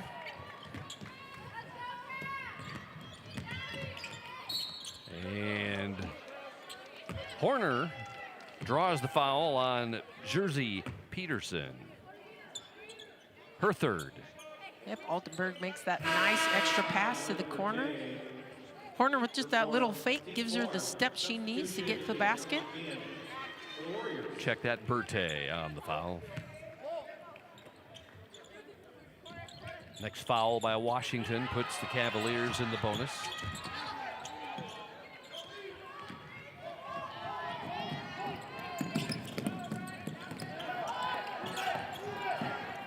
Nice pass on the low block. And Harp will go to the line. Again, another good heads-up play by the Warriors. They're so good at just being aware of where the ball is and noticing the matchups, and when they're open, they're not looking to do anything fancy. It's just real simple, fundamental basketball. And Harp is having a heck of a game. She's now 5 of 5 from the free throw line, 10 of 14 from the field for her 26th point of the night to go along with those 10 rebounds, 6 steals for her. Nice quick pass. Count it for Aaliyah Johnson, and Aaliyah will go for the and one. And that's the Jefferson we saw a lot during the regular season, spacing the floor, making the ball go inside and outside. Just hasn't been their day. Coach Pruitt is not the type to... Yeah, everybody kind of forgot that it was the and one. Yep. Count the basket and the timeout by Yeah, the she's Cavaliers. not. Yeah, she's not the type to quit. No matter what the score is, she's going to keep coaching. Yeah, Altenberg's like, what? I thought that was and one. She's got the heads up play there just to go grab it, score it. So Altenberg with 20 to lead the way. Meanwhile, for the Warriors, you got Harp with 27, Beitler with 11, Jersey Peterson with 10. Out of balance for them. Shooting 48% tonight from the field. 75 from the foul line, 9 of 12 to go along with 40 team rebounds. Jefferson at 25. 11 of those 40 rebounds for Washington have been on the offensive end. Up and a timeout. Nope, 5 seconds called. Defense for the Cavaliers. Last year, Jefferson here at the state tournament, they lost in the opening round. They lost to O'Gorman in the first round a year ago, but then in the consolation semifinals, there's the left hand. The shot off by Johnson. And Johnson gets that one to go in. That's Lydia Johnson. Or Abby Horner. Could be Abby Horner also. Or Abby Horner. It's all good. It's been a long day, Craig. You got it. They're hiding down there. Got you. Cavaliers lost to Spearfish in the consolation semifinals a year ago, and then as a timeout by Jamie Parrish. And then the 7th place game a year ago, Jefferson took out Pierre in a 1-point win. 60 seconds.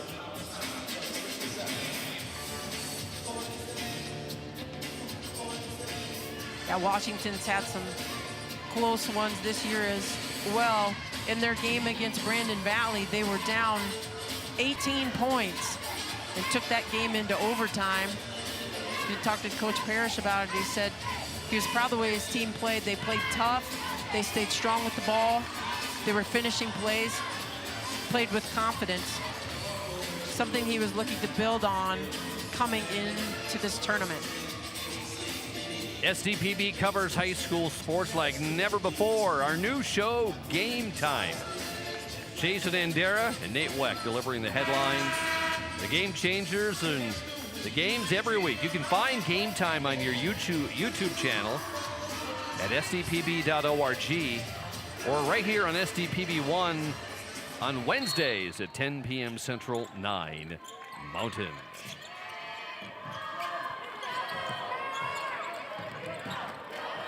.90 seconds to go.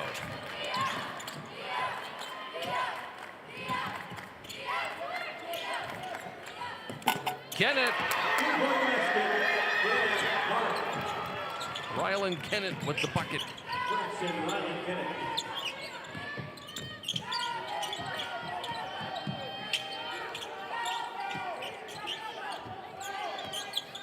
Altenberg setting up for the long three. Rebound by Kennett. Horner. And a timeout by Jefferson. Shantiva Pruitt will take the timeout. Shantiva Pruitt, always a competitor, the former Shantiva Ashley. We mentioned Roosevelt before. She's a star at Roosevelt before she went to Augustana. I remember. She was inducted into the Augustana Hall of Fame last year. And is a mom. Yep, she's got 3 kids. She also, as a player, don't want to get away from this yet, made it to the NCAA twice with Coach Dave Krauth, making it to the Final Four, Division II back in 2013. But she's the type that she is never going to stop coaching. I mean, just knowing her at this point, she's just working on, hey, what are we going to do these next 52 seconds to make something positive, to learn something, to grow from this. It's not going to be about, oh, we lost and poor us. It's going to be, what can we take from this to get better? Because you've got 2 more games, right? This isn't one and you go back home. You got to regroup tomorrow, come out, and be ready to play again.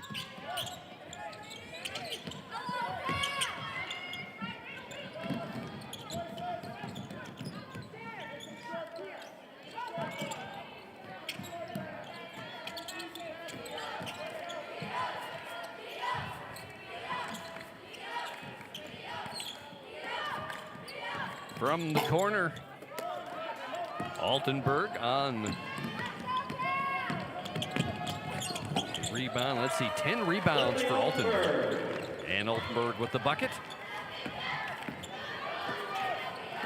And that will wrap things up here in this one as the Washington Warriors, the number 3 seed, will be heading off to the semifinals, and they'll take on the number 2 seed, O'Gorman Knights, here tomorrow night. 66-44. Washington now 17-4 on the season. Jefferson will fall to 14-8. For Washington, led by Harp with 27. Beitler had 11. Kennett with 10. That'd be Rylan Kennett. And then for Sioux Falls Jefferson, Altenberg led the way with 24 points. And Abby Horner with 11. Washington led 19-4 at the end of the first period and just never let up. And they win it 66-44. Jamie Parrish is the head coach of the Warriors. As you see, the Warrior girls stamping their place in the semis. And Ollie is with Jamie Parrish.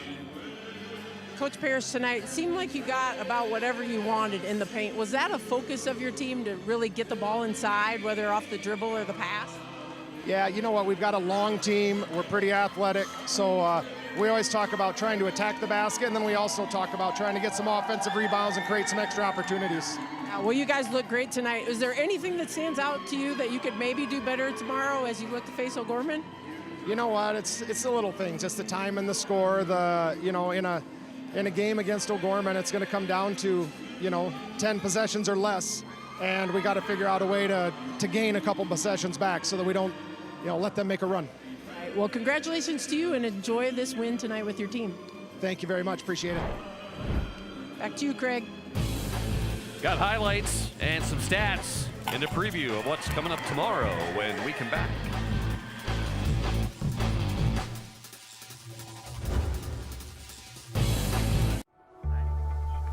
As much as you have accomplished, there are times you'd rather not go it alone.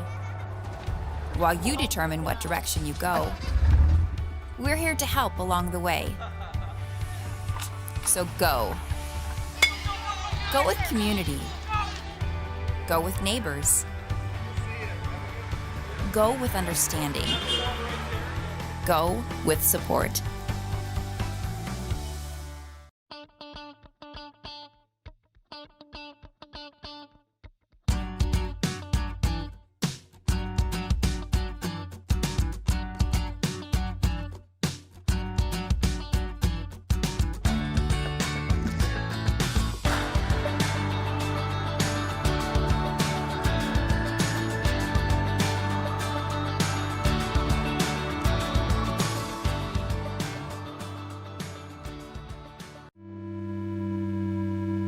You hear about work-life balance like it's a big equation you have to find the answer to. But I think it's much simpler than that. So simple it was right in front of us. Start with the life you want, and everything else will follow.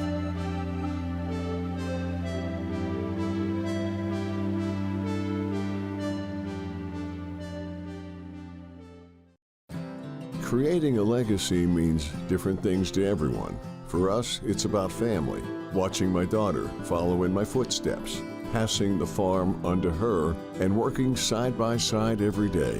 It's about building something that lasts. Agtegra Cooperative has been by our side through it all, supporting us from one generation to the next. Agtegra Cooperative, legacy rich, future focused for generations to come.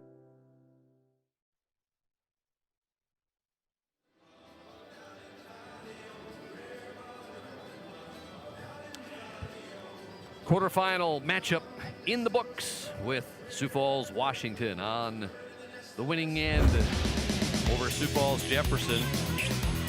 Second half highlights, Altenburg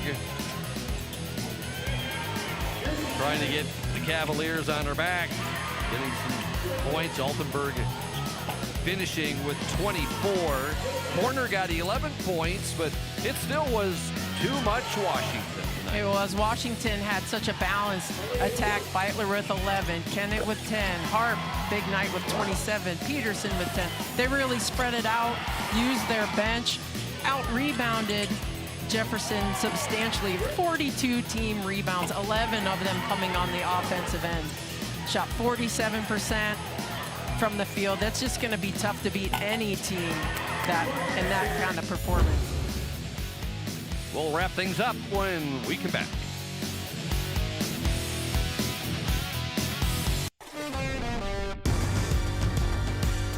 You're committed to building relationships, to exceeding expectations, to serving your community. Your financial partner should share your vision and your values. For 130 years, we've stood by South Dakotans.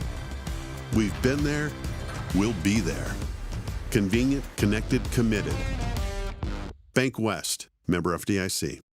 Educators across South Dakota are coming together to elevate, educate, and empower. This June, the Department of Education hosts the South Dakota Literacy Conference in Mitchell, a gathering dedicated to advancing the science of reading and sharing new insights into how students learn, exploring research and real-world strategies for South Dakota educators to move literacy forward for all learners. South Dakota Department of Education, learning, leadership, service.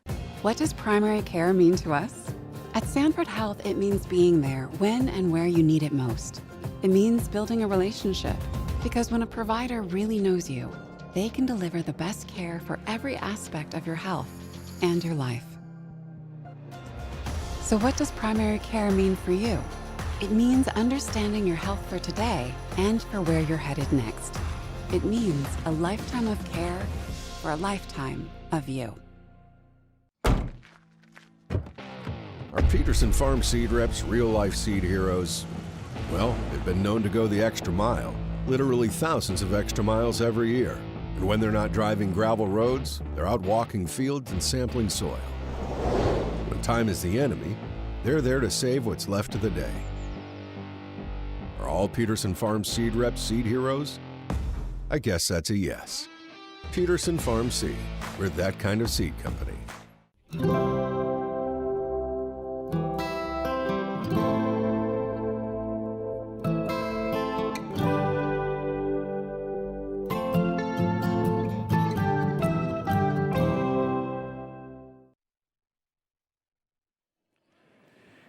one of the AA girls basketball tournament is in the finals column. Here's what happened earlier today. At least on the consolation side, here's what will happen tomorrow. We're on at noon Central, 11 a.m. Mountain tomorrow. It's T area against Rapid City Stevens, followed by Mitchell and Jefferson. And on the championship bracket, it'll be tomorrow night. We've got Brandon Valley Lynx taking on Aberdeen Central. And then our late game, the 7:45 Central, 6:45 Mountain Time, we've got number 2 O'Gorman taking on the winner of this game we just did, Sioux Falls, Washington. It'll be great. Looking forward. It's always great on semifinal night. We hope you can join us tomorrow. For Holly Severson and the men and women of SDPB, I'm Craig Maddock. So long from Rapid City.